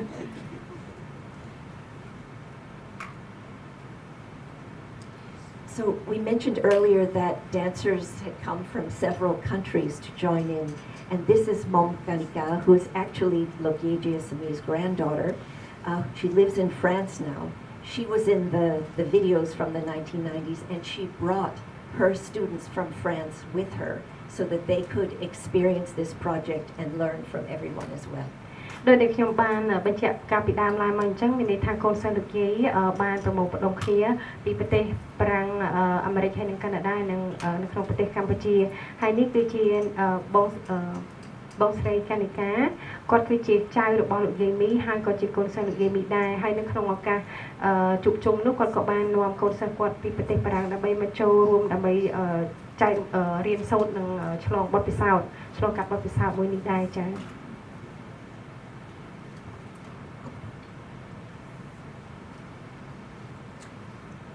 And as we were watching the old footage from 1990, 1991, the dancers got inspired to recreate some of the interaction between Lokye Jayasamy and her students with between themselves on stage. អូខេហើយដោយសារគម្រោងនេះគឺសិល្បករនេះទាំងអស់ហ្នឹងក៏គាត់បាន inspire ពីការចងចាំអ្វីដែលលោកយាយបានផ្ដល់ឲ្យកាលពីអតីតកាលហើយនឹងពួកយើងបានមានន័យថាចម្លងហើយនឹងបង្កើតការចងចាំហ្នឹងភ្លាមៗនៅពេលនោះ And to end the project, to close the project in 2023, we held another huge Sampayakru ceremony. ហើយចង់បញ្ចប់នៃការ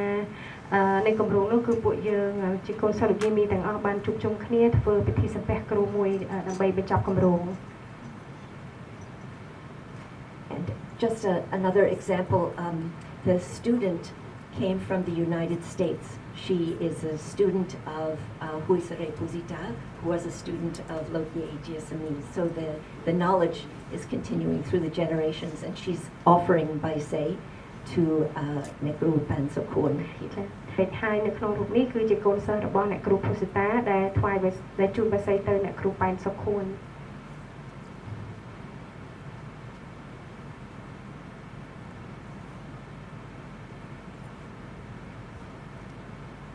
Thank you. អរគុណច្រើន I did one more thing to add is that a special thank you to Mr. San Pala, who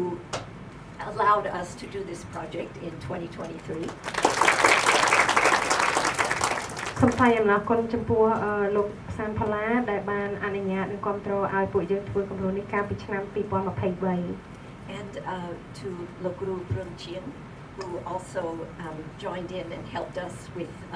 the memories and the plans. ដែលថ្លែងអំណរគុណចំពោះលោកគ្រូព្រីទៀតដែលបានចូលរួមជាមួយពួកយើងនៅក្នុងការចងចាំមួយនេះ Thank you. អរគុណ ពេលចាប់របបម៉ែក្រហមហ្នឹងតើអ្នកប្របានហ្នឹងអ្នកសពប្រមាណអ្នកដែលគាត់ដូចថាមានចំណេះដឹងខាងរបាំជ្រាលជ្រៅហើយ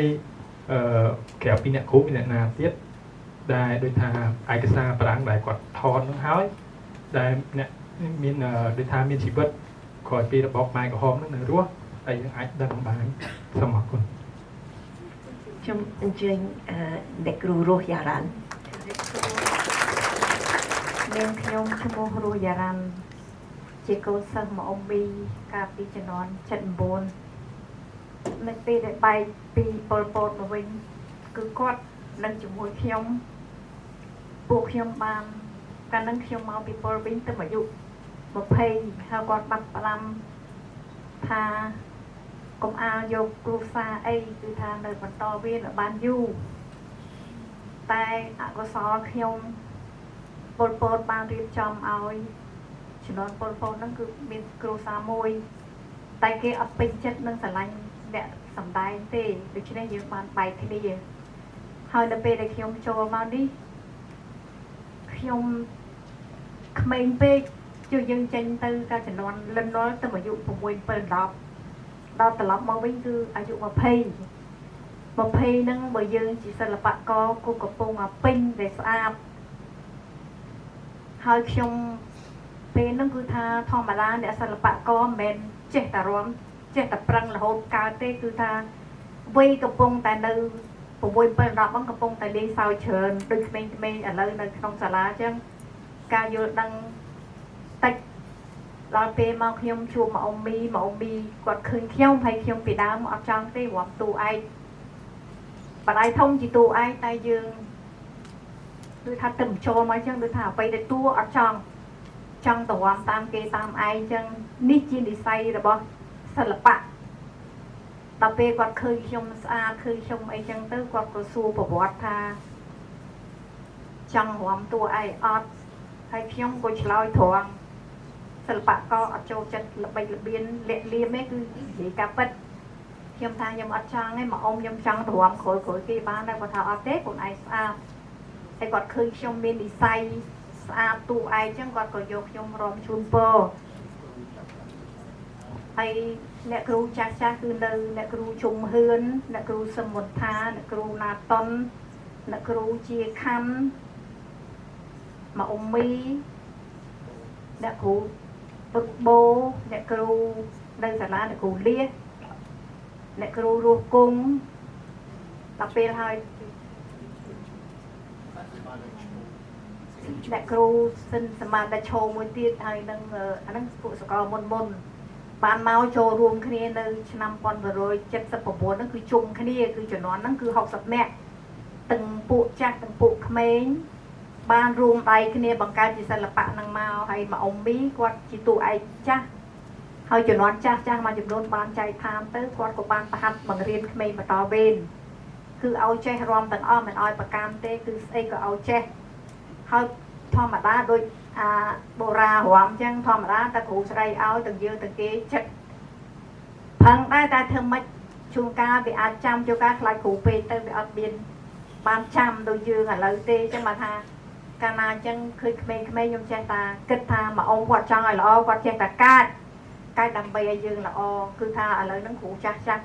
គាត់បានអូននៅគ្រូអែមធីមួយទៀតជាអ្នកចម្រៀងផងជាសិល្បកររបាំផងគឺគាត់នៅក្នុងនាយកដ្ឋានក៏នឹងយើងរួមគ្នាបានចំនួន60នាក់ទាំងចាស់ទាំងក្មេងបានរួមការងារគ្នានៅនាយកដ្ឋានសិល្បៈកាលហ្នឹងលោកពេជ្រទុំកវលជាអ្នកដឹកនាំអរគុណ Samkhan. Yeah. I'm going to ask Hun Ban to add a little bit more about the history and what's happening today. អូនមិញសួរសំណួរដែលខ្ញុំចាប់បានមានពីរចំណុចធំៗប៉ុន្តែខ្ញុំសូមឆ្លើយចំណុចចុងក្រោយថាតើរបាំម្ដងថ្ងៃនេះអ្នកចេះបានច្រើនឬក៏អត់មែនទេចំណុចចុងក្រោយ how do I start it I'm going to try to be very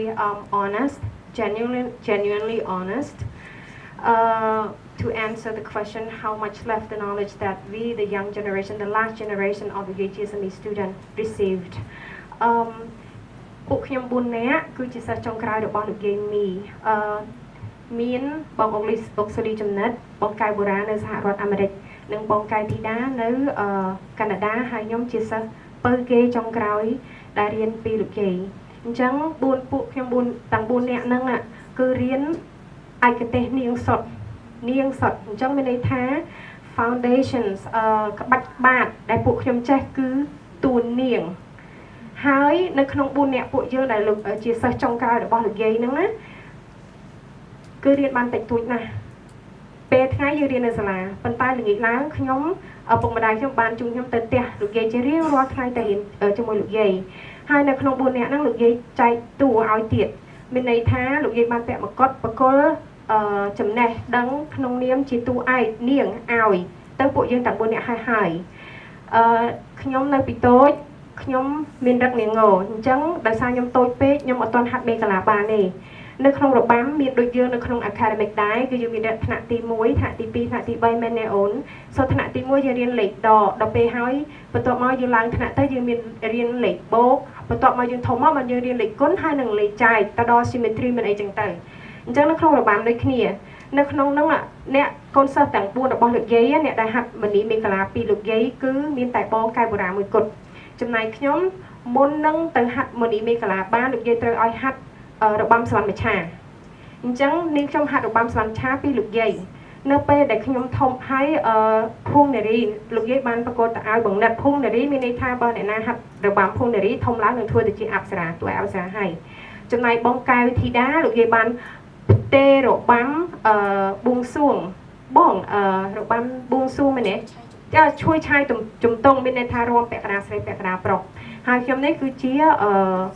របាំនាងស្វ័នមច្ឆាអញ្ចឹងនៅពេលដែលខ្ញុំរៀងធំបន្តិច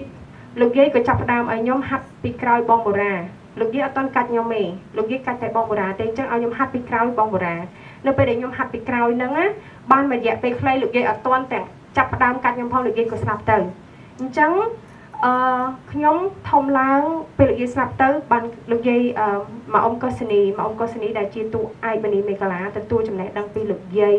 ដែលគាត់ល្បីខាងផ្នែកជំនាញមនីមេកាឡាសិស្សចំនួនទី1ហ្នឹងគាត់ប្រហាត់មនីមេកាឡាហ្នឹងមកតមកខ្ញុំអញ្ចឹងមនីមេកាឡាខ្ញុំហាត់ពីលោកម៉មកុសនីសរុបសេចក្តីមកអូន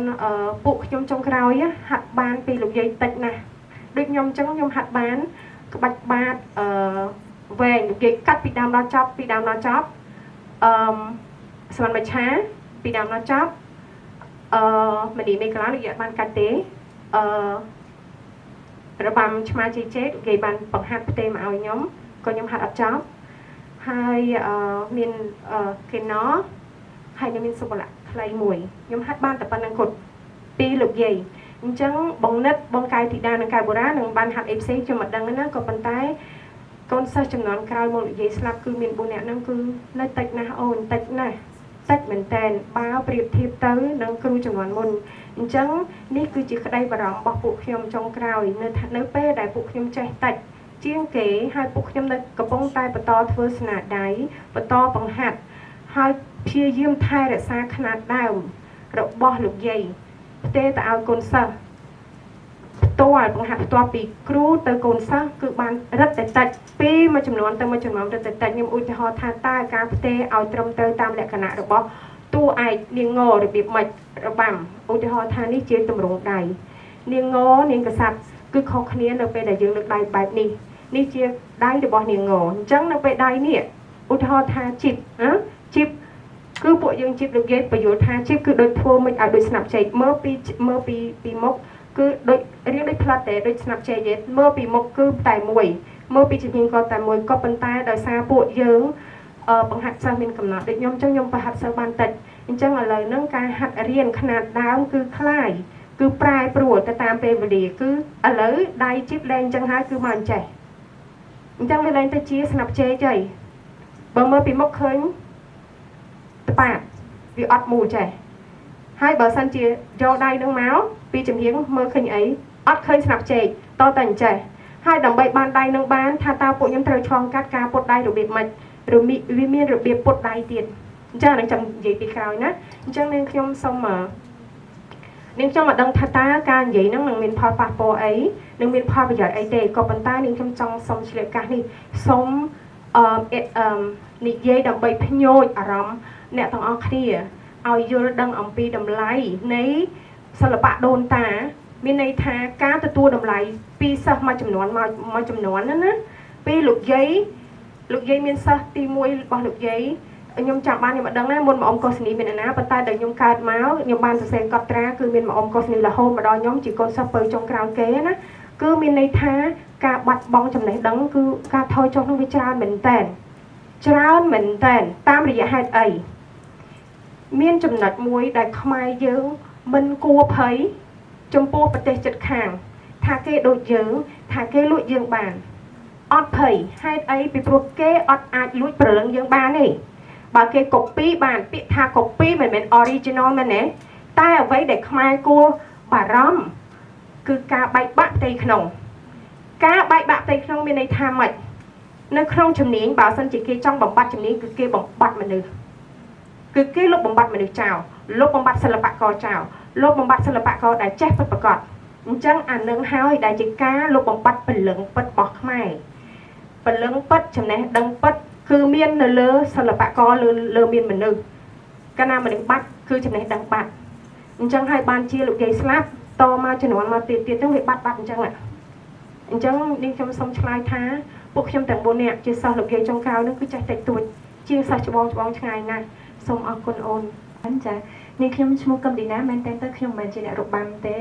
គាត់ថាជាអ្នកដែលឆ្លាញ់របាំតាំងពីតូចហើយក្តីសុបិនហ្នឹងត្រូវបាន take away ពីខ្ញុំតាំងពីពេលដែលខ្ញុំប្រាប់ប៉ាខ្ញុំថាខ្ញុំចង់ខ្លាចជាអ្នករបាំគាត់អត់ដល់រៀន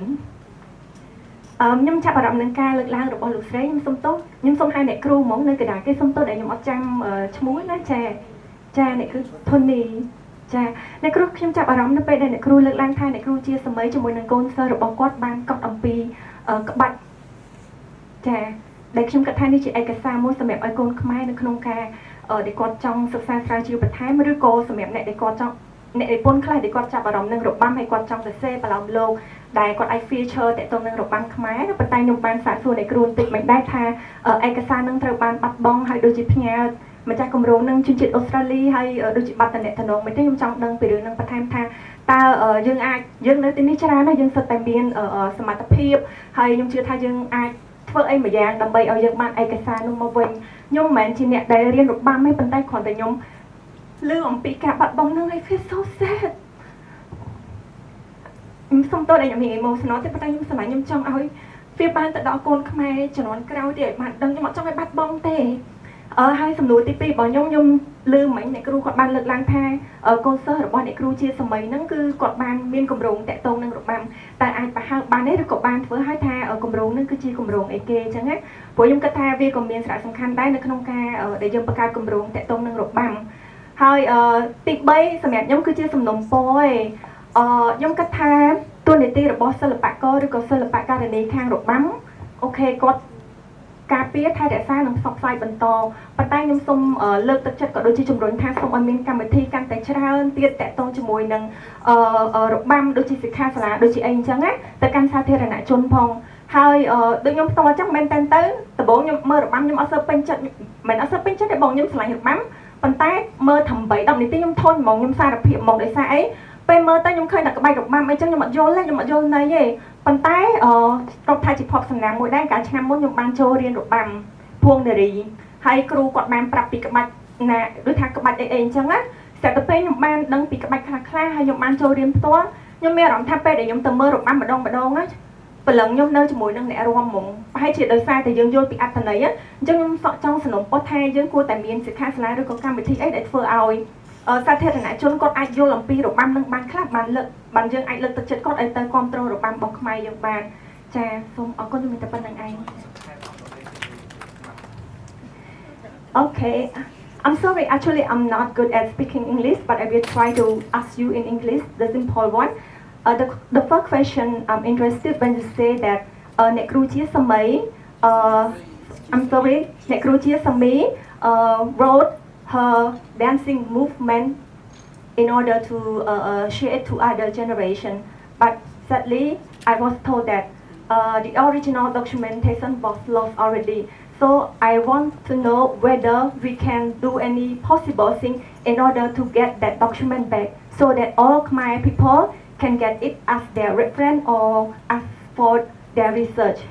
How about if I'll answer that question first and then we can go to the other questions. Thank you. I'm so glad you asked that. Thanks. So as Nekru Himnala and Nekru Somsatya know, they were the ones working on this with some others and they were handwritten in pencil, under black and white photographs and in very big notebooks. And when there was some transition of government here and some big changes, most of the notebooks, actually I think I have a lead to find some of them in Australia with the person who took the photographs who has passed away, but I am in touch with his estate. And there are some others we've located with individual people. So we're trying to get them back together. But in Cambodia now, there are, through the Ministry of Culture, there have been some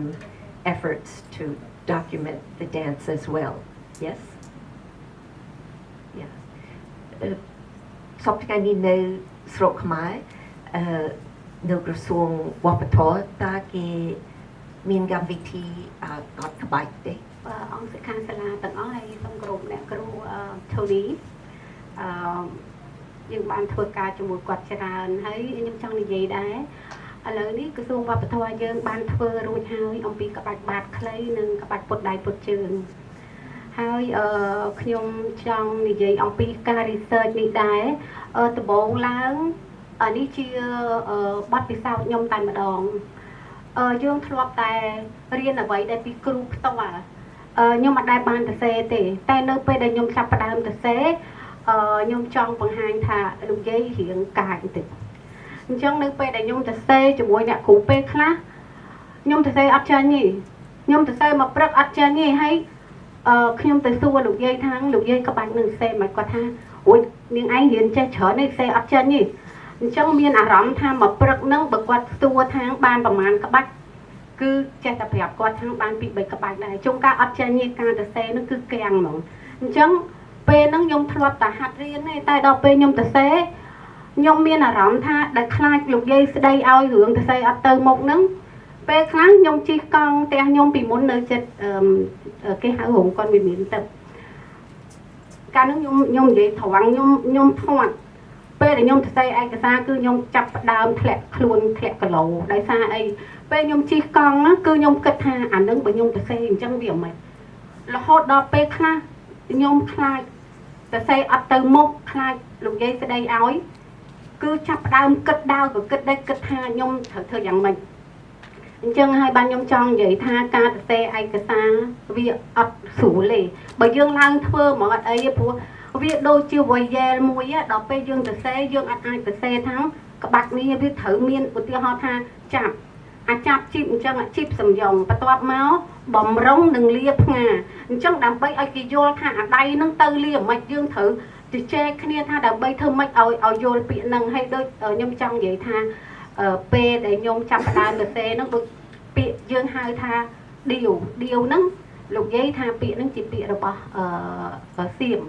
អញ្ចឹងយើងត្រូវរកពាក្យណាដើម្បីជាពាក្យមួយរបស់ខ្មែរយើងប៉ុន្តែយើងចាប់ផ្ដើមបង្កើតជាខ្លួនឯងអញ្ចឹងលោកយាយមានប្រសាសន៍ថាឲ្យយើងប្រើពាក្យថាពងអញ្ចឹងយើងក៏ចាប់ផ្ដើមគិតថាតើពេលយើងលើកជើងឡើងលើអញ្ចឹងហ្នឹងវាដូចយើងពងជើងអត់អញ្ចឹងយើងបានសម្រេចថាយើងប្រើពាក្យពងព្រោះគ្រូចាស់ពីដើមទាំងពាក្យថៃក៏គាត់លោកចេះទាំងអស់អញ្ចឹងយើងចាប់ផ្ដើមថារកអីដែលជារបស់យើងអញ្ចឹងខ្ញុំចង់និយាយថាការសរសេរឯកសារគឺលំបាកមែនតើបើមិនតែយើងរាំទៅគឺអត់ពិបាកអីតែពេលយើងសរសេរយើងត្រូវគិតថាធ្វើម៉េចដើម្បីឲ្យគេយល់ហើយខ្ញុំហើយអ្នកគ្រូកាលនឹងចាប់ផ្ដើមហ្នឹងគឺដូចចង់និយាយថាយើងអត់ដែលយល់ថាស្អីដែលយើងចាប់ផ្ដើមសរសេរចឹងបានខ្ញុំគិតថាការសរសេរគឺនៅតែមានការលំបាកព្រោះអីបើសិនជាសរសេរម្ដងយើងយល់ឃើញម្ដងសរសេរម្ដងទៀតយើងនឹកឃើញម្ដងទៀតអញ្ចឹងបានពេលហ្នឹងឯងក៏អ្នកគ្រូថូនីហ្នឹងក៏ចាប់ផ្ដើមឲ្យយើងចេះធ្វើអីជាខ្លួនយើងហើយឲ្យយើងចាប់ផ្ដើមទាំងសំដែងទាំងយើងសរសេរហ្នឹងឲ្យបានខ្លះព្រោះខ្ញុំដឹងថាយើងពិបាកណាស់រកឯកសារសប្តាហ៍យើងពិបាកមែនតើដូចចង់និយាយថាមរតកមនុស្សអរូបីហ្នឹងតែទៅឲ្យអត់មានត្រឡប់មកវិញទេហើយខ្ញុំគិតថាសប្តាហ៍អ្វីដែលបារម្ភថាខ្ញុំដឹងថាគ្រូចាស់ក៏កាន់តែបាត់បង់ហើយដូចខ្ញុំជំនាន់79មកបើនិយាយពីមិត្តភ័ក្តិទៅអស់ហើយនៅក្រៅទាំងអស់នៅតែខ្ញុំម្នាក់ឯងហើយដល់ចឹងមានអារម្មណ៍ថាយើងគិតធ្វើម៉េចទៅថ្ងៃមុខទៀតយើងចង់ឲ្យអ្វីដែលជាព្រលឹងនឹងវាថិតថេរតែខ្ញុំក៏ចង់និយាយថាដូចអ្នកគ្រូប៉ែនគាត់និយាយដែរព្រលឹងយើងមានគេអាចធ្វើបាននេះប៉ុន្តែយើងត្រូវចាំថាអ្វីបច្ចុប្បន្ននេះវាអាចប្រែក្លាយមិនពិតទៅជាពិតបានអញ្ចឹងយើងអត់អាច estimate ថាគេធ្វើតាមយើងអត់ដូរឬអត់អីពីពេលនេះទៅយើងត្រូវតែប្រយ័ត្នខ្លួនយើងត្រូវតែស្អីដែលយើងមានយើងត្រូវតែការពារព្រោះវាជាបរិបត្តិមួយដែលវិជាសាស្ត្រជឿនលឿនអញ្ចឹងយើងអត់អាចថាគេធ្វើអត់ដូចយើងត្រូវគិតអានឹងដែរតែបិទតែឈាមជាប់មែនប៉ុន្តែខ្ញុំគិតថាម្នាក់នឹងយល់ថាវាក្បាច់អីវាខុសគ្នាមែនប៉ុន្តែអាភាពព្យាយាមចុងកាលបើយើងប្រហែលគឺអត់បានទេអញ្ចឹងបានខ្ញុំក៏អរគុណបងដែលមានឯកសារការខ្ញុំសិក្សាដល់ពេលឥឡូវខ្ញុំមានអារម្មណ៍ថាអ្វីដែលខ្ញុំធ្វើពីមុនមកខ្ញុំបានឃើញថ្ងៃនេះបាទខ្ញុំគិតថាវាសារៈសំខាន់ណាស់នៅពេលដែលខ្ញុំបងថតខ្ញុំពីមុនមកខ្ញុំគិតថារឿងធម្មតាតែឥឡូវនេះមិនមែនរឿងធម្មតាហើយអរគុណដែលបានរក្សាឯកសារនេះខ្ញុំសូមអរគុណខ្ញុំសូមថែមបន្តិចដោយសារខ្ញុំធ្លាប់ធ្វើការនៅកន្លែងហ្នឹងហើយអ្នកដែលធ្វើការផ្ទាល់លោកគ្រូផល្លាគាត់លោកជំទាវរដ្ឋមន្ត្រីគាត់ឲ្យមានក្រុមស្រាវជ្រាវហើយខ្ញុំពេលដែលឃើញក្រុមស្រាវជ្រាវនេះខ្ញុំសប្បាយចិត្តមែនតើសប្បាយចិត្តដោយសារទី1មិនមែនរឿងប្រសេប្រមាណទេខ្ញុំយល់ថាប្រសេហ្នឹងមួយហើយប៉ុន្តែមួយដែលសំខាន់មែនតើគឺការឆ្លងជំនាន់ព្រោះមានអ្នកថ្មីមានអ្នកចាស់មកជជែកគ្នាហើយជជែកគ្នាសូម្បីតែក្បាច់តន្តិចដៃតន្តិចហ្នឹងគាត់អត់ត្រូវដែរជួនកាលប៉ុន្តែហ្នឹងអត់អីទេខ្ញុំអត់មានតបប៉ុន្តែខ្ញុំឃើញចរន្តហ្នឹងមួយមកហើយលោកជំទាវរដ្ឋមន្ត្រីគាត់នៅតែបន្តឲ្យមានការសិក្សាស្រាវជ្រាវរឿងរបាំរឿងតម្លើងស្នាដៃហ្នឹងទៀតខ្ញុំអរប៉ុន្តែថ្ងៃនេះខ្ញុំយល់ថាជាឱកាសមួយដែលអ្នកគ្រូជាសិល្បករទាំងអស់ជាពិសេសនៅខាងសាកលវិទ្យាល័យទៅខាងសាលាមធ្យមអាចរកឱកាសបង្កើតឱកាសឲ្យមានការចូលរួមសិក្សាគ្នាបន្តចំនួនខ្ញុំយល់ថាដោយ Joshua គាត់បានលើកអំពីរូបដែលមាននៅរូបថតដែលមាននៅសារមន្ទីរនៅអង់គ្លេសអ្នកគ្រូមានកុនអីចឹងយើងអាចយកមកវិញយើងអាច reconstruct ដោយអ្នកគ្រូមានប្រសាសន៍មិញយើងយកមកវិញមកយើងសិក្សាតាមលំនាំនឹងវិញទៅហើយយើងបង្កើតឲ្យវាមានរបៀបជាវិជាសាស្ត្រមិនដឹងយ៉ាងម៉េចទេប៉ុន្តែក្នុងរបាំអាការបន្តវេនហ្នឹងវាត្រូវទៅចូលហាត់ទេប៉ុន្តែយើងឲ្យមានស្អីក្មេងហ្នឹងទៅមើលកុននឹងផងដោយអ្នកគ្រូបានធ្វើឧទាហរណ៍មិញច្បាស់ជាគម្រោងកម្មវិធីដែលអ្នកគ្រូសូលីចំណិតអីប៉ែននេះបានឲ្យទៅអង្គុយមើលមានយោបល់ថាម៉េច ខ្ញុំយល់ថាហ្នឹងវាចូលនៅក្នុងខ្លួនហើយវានឹងចេញមកវិញហើយបើសិនជាយើងទុកចោលអានោះនៅម្ដុំអានេះនៅ British Museum ហើយនៅនេះអាហ្នឹងខ្ញុំយល់ថាវាអត់ទេ so I just raised the questions of I experienced through my work at Ministry of Cultures we have a research team formed by the Minister of Culture and along with the artists the dancers and all the artists involving the classical dance or royal ballets and we try to write a like books basic movements in that and it is completed as 4 books but I see the importance of that is that the generation the former generation the new generation are coming together and sitting down and discuss how to write and then it is very important I think that is the way of transmitting through finding the way and compromise how can you compromise yes she just mentioned about the term pung or deal like this question raised and which term are we use and something like that and I think at this moment it is also very important that it in the ways of safeguard and preserve this heritage and I think Joshua has the documentations of the dancers in British Museum and I think there are many more and if we collaborate and creating the enabling environments to have the students come and look and they might inspired by those movements because each individual to my understanding they might have not different gestures even you try to make it the same but it's not because these artists we are not artisan we are the artists so you create out of yourself so I think this is the opportunity Nekru have 300 hours of documentation it's a lot you can see and then you can learn and there are knowledge right now it is documented here and there we collect it and then make it as a lab for the research of this beautiful heritage and I think the continuities can go through these ways and then like we have to find some compromise working within this environment how can we create with the souls of the artists themselves involved in this so I think that's my ការសរសេរមិនមែនស្រួលទេខ្ញុំធ្លាប់ទៅរៀននៅកូរ៉េខាងជើងគ្រូខ្ញុំថាមានថាគេចង់សេដូច solfege ភ្លេងតែសកលលោកបរាជ័យឡាបាន notation វាអត់ចេញដូច្នេះខ្ញុំចង់ជម្រាបថាសរសេរក្បាច់ពិបាកជាងគេដូចអ្នកគ្រូប៉ែននិយាយចឹងគ្រាន់តែតួស្រីអំជាសម្ភារថាមាននាងក្សត្រនាងងហើយនឹងនាងព្រាហ្មណ៍ជា3បើខ្ញុំសិក្សាទៅដូចនៅភាពយន្តក្តីនៅក្នុងល្ខោនក្តីគេមានតួ Princess Femme និង Femme Garçon ដល់អញ្ចឹងសរសេរគ្រូមួយឥឡូវនេះកំពុងជជែកគ្នាគ្រូមួយរឹកជានាងងដល់សរសេរទៅវាចេញនាងងខុសពី Princess វិញវាដល់ហើយជជែកគ្នានេះដេញសពថ្ងៃក្រសួងវប្បធម៌កំពុងតែព្រួយបារម្ភដែលសម្ដេចព្រះបុប្ផាទេវីលោកឲ្យលោករំលឹកមុនលោកតែឋានទៅធ្វើពិធីបួងសួងនៅបាកែវហើយបានលោកជំទាវឥឡូវគាត់រាប់ចំនួនអញ្ចឹងបានមានលោកគ្រូឲ្យច្រើនទេបងប្អូនអញ្ចឹងនៅក្នុងការកត់ត្រាខ្ញុំសូមប្រាប់ទាំងអស់គ្នាតើបងប្អូននៅនេះខ្ញុំនិយាយច្រើនដងហើយតែបងប្អូនអត់គិតព្រោះចរិតរបស់តួអង្គមួយអត់ដូចគ្នាទេមាន Princess មាន Femme Garçon ដល់អញ្ចឹងសរសេរទៅទោះអ្នកចេះរបៀបនាងង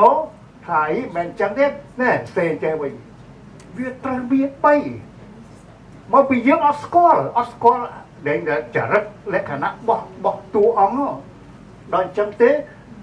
ទី2ជួនកាលយើងជជែកគ្នារឿងតូចតាចអត់មានទលាយ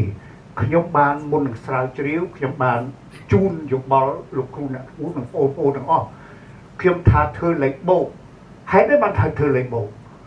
ព្រោះកាលណាយើងលោកគ្រូកដល់លោកគ្រូនេះគ្រូជាសមីរមនីមេកាឡាខុសពីអ្នកគ្រូបណ្ណាអ្នកគ្រូបណ្ណាចរិតគាត់ផ្សេងដល់អញ្ចឹងទៅយើង មួយកូនសិស្សរបស់អ្នកគ្រូបណ្ណាថាអានេះខុសហើយអត់មានខុសទេសិល្បៈអត់មានខុសទេចរិតមានតែឡែកអញ្ចឹងធ្វើលេខបូកខ្ញុំតួហនុមានស្រាវជ្រាវខាងប្រុសខ្ញុំឯកភាពគ្នាដែលសារយល់គ្នាខ្ញុំថាក្បាច់គ្រូខ្ញុំ2លោកតាចាបស្វាពលលោកគ្រូសៀងស្វាឯកដល់ពេលក្បាច់ភ្ញាក់មួយទេស្វាភ្ញាក់ស្វាឯកគេចាប់ពុបវាសង្ហាដល់ពេលស្វាពលវាចាដល់ចឹងយើងនាំគ្នាថាអាណាខុសអាណាត្រូវអត់មានទេវាចរិតតួឯកតួរងអញ្ចឹងបាទគេនៅពីដើមគេថាមានក្បាច់ឯកក្បាច់រងអាហ្នឹងចាស់ជួនកាលក្បាច់ដំបងអស់សពថ្ងៃបង្រៀននៅសាលាខ្លះគេ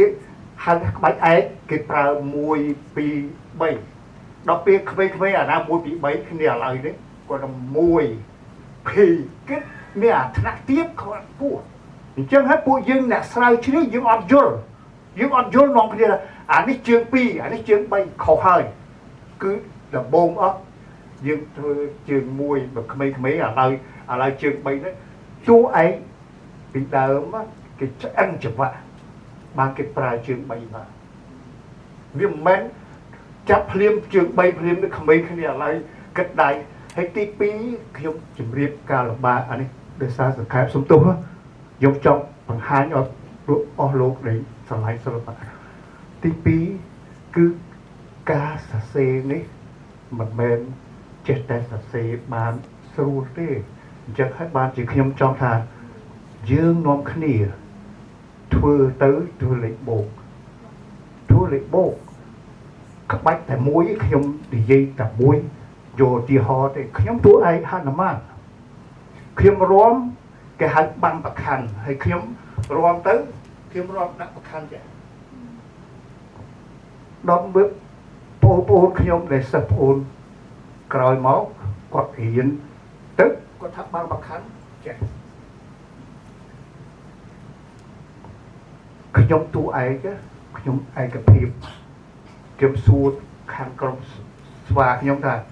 តើជុំបើយើងអានេះបាំងប្រខណ្ឌត្រូវមកព្រោះដៃនេះវាបាំងប៉ុន្តែខ្ញុំរាំរាល់ដងទៅចឹងខ្ញុំថាឥឡូវអានេះវាមិនចំបាំងប្រខណ្ឌតែវាមាន stick stylized គឺ deformation តួឯកខ្ញុំថាខ្ញុំសួរខាងស្វាខ្ញុំចុះបើកាលណាស្វា4នាក់ធ្វើអញ្ចឹងតែតួឯកដាក់អញ្ចឹងមកឃើញសម្បូរបែបទេវាអត់ខុសទេពាក្យនេះបាំងប្រខណ្ឌត្រូវប៉ុន្តែតួឯកគេហៅគេ fantasy បាទដូចគេរាំអញ្ចឹងរាំដំបូងខ្ញុំមើលឆាច់ឆា1 2 3 4 1 2 3 4គឺអញ្ចឹងប៉ុន្តែដល់ពេលគេចេះ1 2 3ណែគេរាំសាច់ចឹងចាំទេការសរសេរខ្ញុំថាការសរសេរបបាក់មែនទេបបាក់ណាស់ហើយឥឡូវសពថ្ងៃនេះខ្ញុំសុខចិត្តថាក្បាច់អ្នកគ្រូជាសមីល្អមួយអ្នកគ្រូបណ្ណាល្អមួយយើងធ្វើបង្ហាត់ក្មេងថាក្បាច់នេះមាន2ធ្វើម៉េចកុំឲ្យតែខុសខ្នាតឯខ្នាតខ្មែរមានខ្នាតខ្មែរគឺគ្មានអាណាចែកបានទេគឺថ្នាក់សពុតចុងដង្ហើមកតុយភ្នែកចិញ្ចើមនិងសៀតផ្កានេះគឺកែអត់កើតនេះហើយដែលយើងអាចនិយាយគ្នាត្រូវគ្នាប៉ុន្តែដល់ពេលអារឹកគ្នាអីតិចតួចហ្នឹងជជែកគ្នានេះអញ្ចឹងបានខ្ញុំសូមអង្វរបងប្អូនទាំងអស់គ្នាដែលនៅទីនេះស្រាវជ្រាវក្រោយកុំយកអារឿងតូចតាចមកនិយាយយើងនិយាយធ្វើលេខបូកដូចខ្ញុំចឹងក្បាច់នឹងកុំឲ្យតែខុសខ្នាតខុសក្បួនយល់ទេយើងអាចយើងរកបានច្រើនយើងបោះសម្ដែងច្រើនជាងនេះខ្ញុំគាត់សូមមកភ្លឺតិចថាការសរសេរនៃការលំបាកណាគឺសរសេរមិនមែនដូចនេះទៅដូចអ្នកគ្រូជាសមីនិយាយមិនដូចទូនីនិយាយការសរសេរគ្រាន់តែបូកជាមួយនឹងគ្រូបង្ហាត់ទេហើយសរសេរនេះតើអ្នកចេះទៀត សពថ្ងៃក្រសួងវប្បធម៌ចេញក្បាច់បាតនឹងពុតដៃពុតជើងខ្លះមើលទៅប្របាពួកវិញចេះកាលណាខ្ញុំចង់ជំរាបឲ្យល្អិតយើងសេបាច់ពេលគេបួងចឹងក្បាលទៅណាអានេះមកនេះអាដៃនេះទៅណាអញ្ចឹងខ្ញុំសរសេរមានក្បាលមានដៃឆ្វេងដៃស្ដាំជើង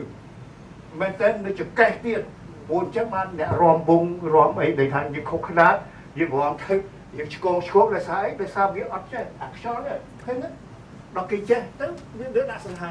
ដល់ពេលយើងរំទៅជួបកាអាដៃនេះមុនអានេះក្រោយឆ្កងមកមើលទៅឆ្កង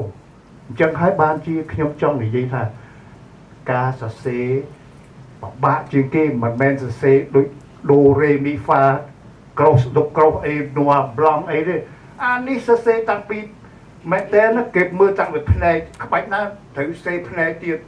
ប៉ុន្តែឥឡូវខ្ញុំសរសេរគាត់តែមើលត្រង់មើលចំហៀងមើលអីទេមែនតើអានេះមើលចុងដៃមើលអាគេស្ទួយគេមើលអីអីសូបាក់សេមែនតើតែមើលទៅអញ្ចឹងបានខ្ញុំប្រាប់ថាយើងសរសេរជាលីតាអក្សររូបភាពទាវរបស់ប្រទេសអត់មានលីតាអក្សរមានរូបថតប៉ុន្តែកុំភ្លេចធ្វើវីដេអូមួយទៀតវីដេអូយើងធ្វើទៅវាឃើញចលនាវាតគ្នាដល់ពេលយើងសរសេរឥឡូវគិតថាក្បាច់ដៃភ្លេចអាជើងភ្លេចអីនេះសូមអរគុណឲ្យសង្ខេបសូមទោសខ្ញុំសូមថាមានមួយសំណួរពីរអីទៀតបានដែរប៉ុន្តែ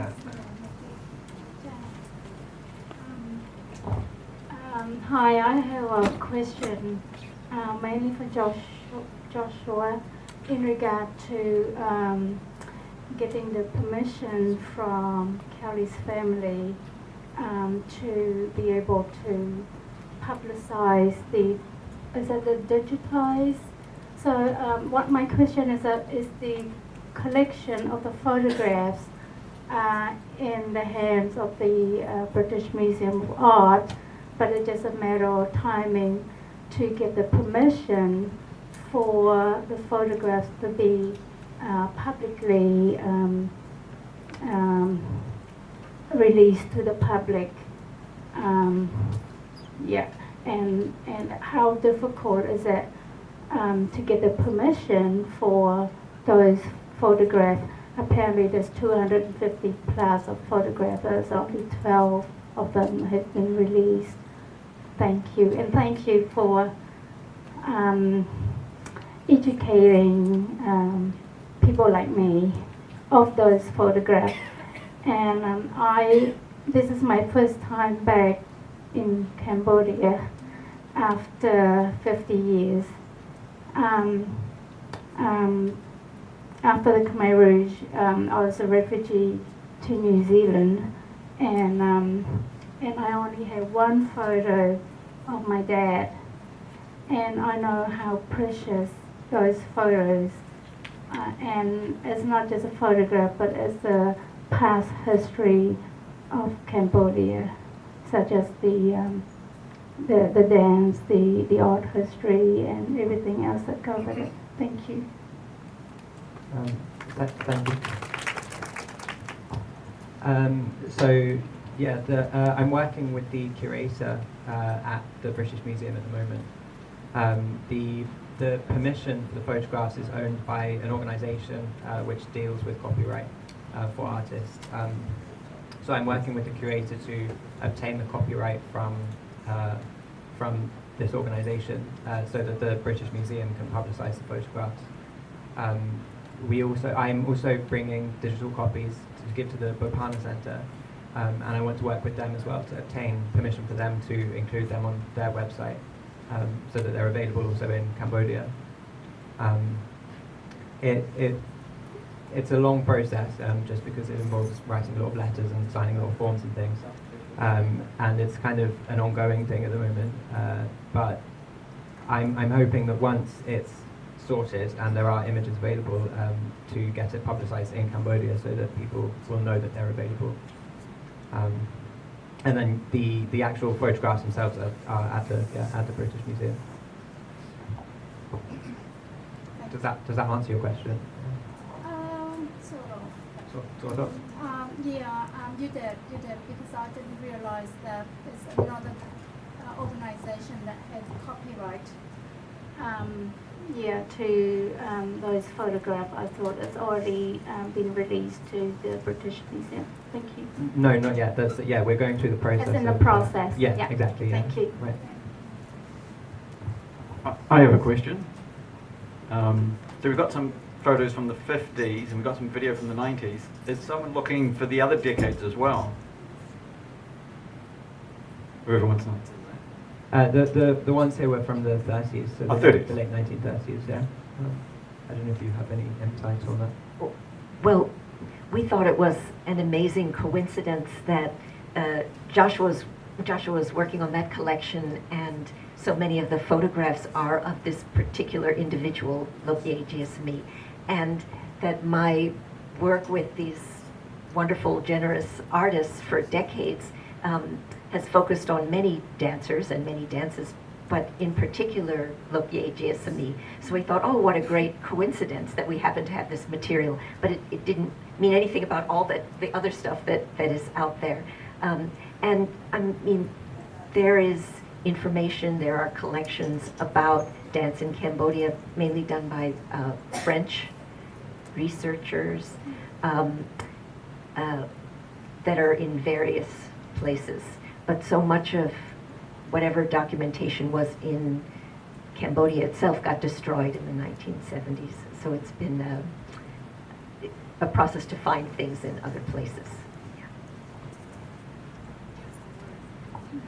Hi, I'm not supposed to speak a lot, but I realize that I have to take this opportunity as much as I can.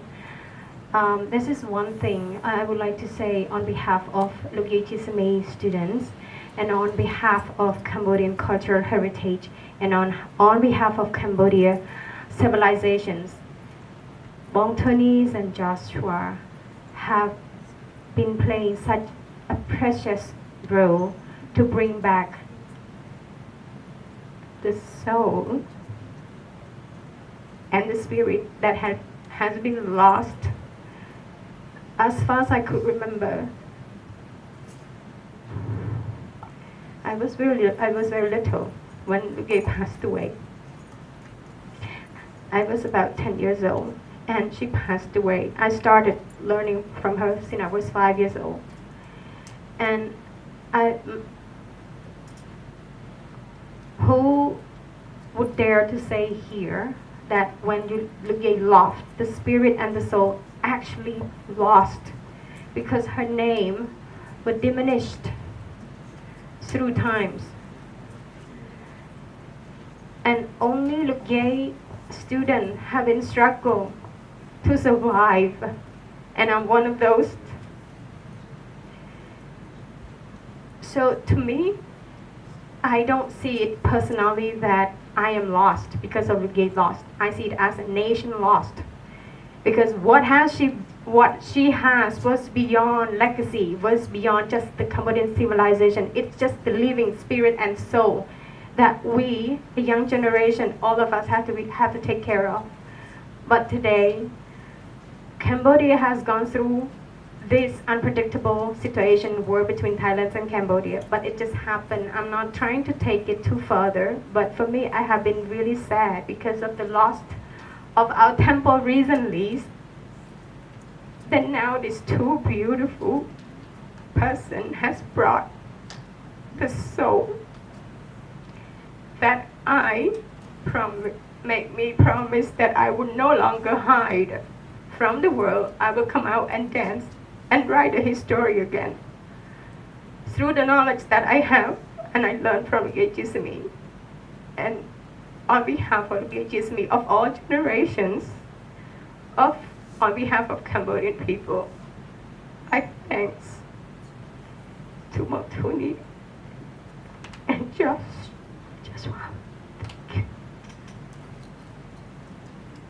Thank you.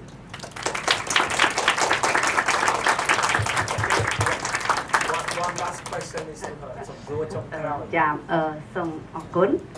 ខ្ញុំមិនមានជាសំណួរទេដែលឃើញបានមានសំណួរជាច្រើនតែពេលខ្លះឆ្លើយអត់ទាន់មានចូលក្នុងអាហ្នឹងណាចាដូចអូនដំបូងអីគាត់ទីប្រមាណទេដែលបានសួរថាក្រោយរបបខ្មែរក្រហមតើយើងសល់ចា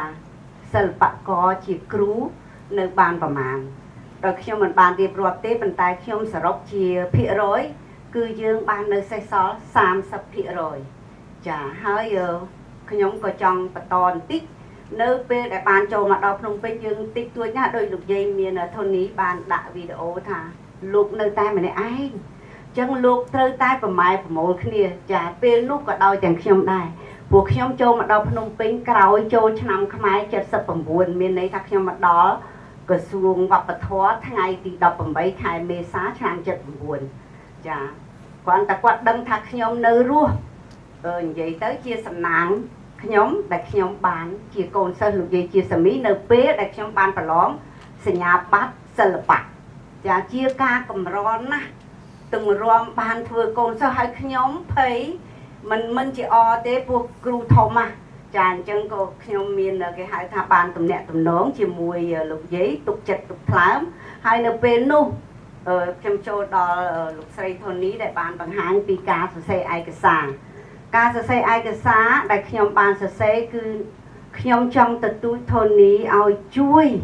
ព្រោះជាការសំណេរនោះគឺជាប្រសាសន៍លោកយាយមីទាំងស្រុងចាដូចជាក្បាច់ជីបអញ្ចឹងពេលណាយើងជីបអញ្ចឹងជីបបញ្ឈរជីបសំយងនេះជាប្រសាសន៍របស់លោកហើយពេលហ្នឹងគឺមិនហេតុអីបានខ្ញុំទៅសេបានក្បាច់បាត់ឆាបចុះវែងខ្ញុំសូមជម្រាបឯកឧត្តមអគ្គអីលោកសកលវិទ្យាការរងថាយើងធ្វើបានជាមួយអ្នកគ្រូសច្ចាជាមួយអ្នកគ្រូពូស៊ីតាមានន័យថាដោយប្រសាសន៍លោកយាយហើយយើងកត់អញ្ចឹងយើងកត់ទៅយើងអត់បាច់សួរគាត់ច្រើនទេព្រោះក្បាច់ហ្នឹងវានៅចុះឡើងនៅតែដដែលប៉ុន្តែគ្រាន់ថាមិនជាលំអិតទេអញ្ចឹងដោយសារខ្ញុំនៅតែអរគុណលោកស្រីធូនីដែលលោកស្រីជាមនុស្សម្នាក់ដែលនៅជាមួយបេះដូងសិល្បករលោកបានបើកវាំងននគ្រប់ឲ្យពួកខ្ញុំមានឱកាសទៅជែកគ្នាមានឱកាសសួរគ្នាហើយនឹងយើងឃើញនៅកលុកកលៀតណាដែលយើងចង់បានតាមរយៈធូនីដែលបានមកធ្វើបទបង្ហាញអញ្ចឹងខ្ញុំអត់មានអីក្រៅពីទទូចសុំឲ្យធូនីជួយទៅដល់លោកតាប៊ីឡូបែននៅអូស្ត្រាលីដែលបានថតហើយនឹងធ្វើឯកសារតាំងពីដើមរហូតដល់ចប់ចាខ្ញុំសូមអរគុណខ្ញុំមានប៉ុណ្ណឹងចាខ្ញុំសូមបញ្ចប់សំណួរត្រឹមហ្នឹងអូននោះចង់សួរគាត់ផ្ទាល់ទៅណាហើយគាត់មានអ៊ីមែលមិនចាំកត់អ៊ីមែលទៅសូមអរគុណទាំងអស់គ្នាសូមអរគុណវាគ្មិនយើង Joshua និងគ្រូហើយនឹងបានជួយបកប្រែនៅក្នុងហ្នឹងសូមអរគុណបងប្អូនទាំងអស់គ្នាដែលបានជើញមកបដិគុណសូមអរគុណព្រះអង្គដែលបានមុនចូលរួមកម្មវិធីហើយសូមបិទកម្មវិធីទៅប៉ុណ្ណេះបាទបាច់បកប្រែទេអានឹងគាត់យល់ឯងអរគុណទាំងអស់គ្នា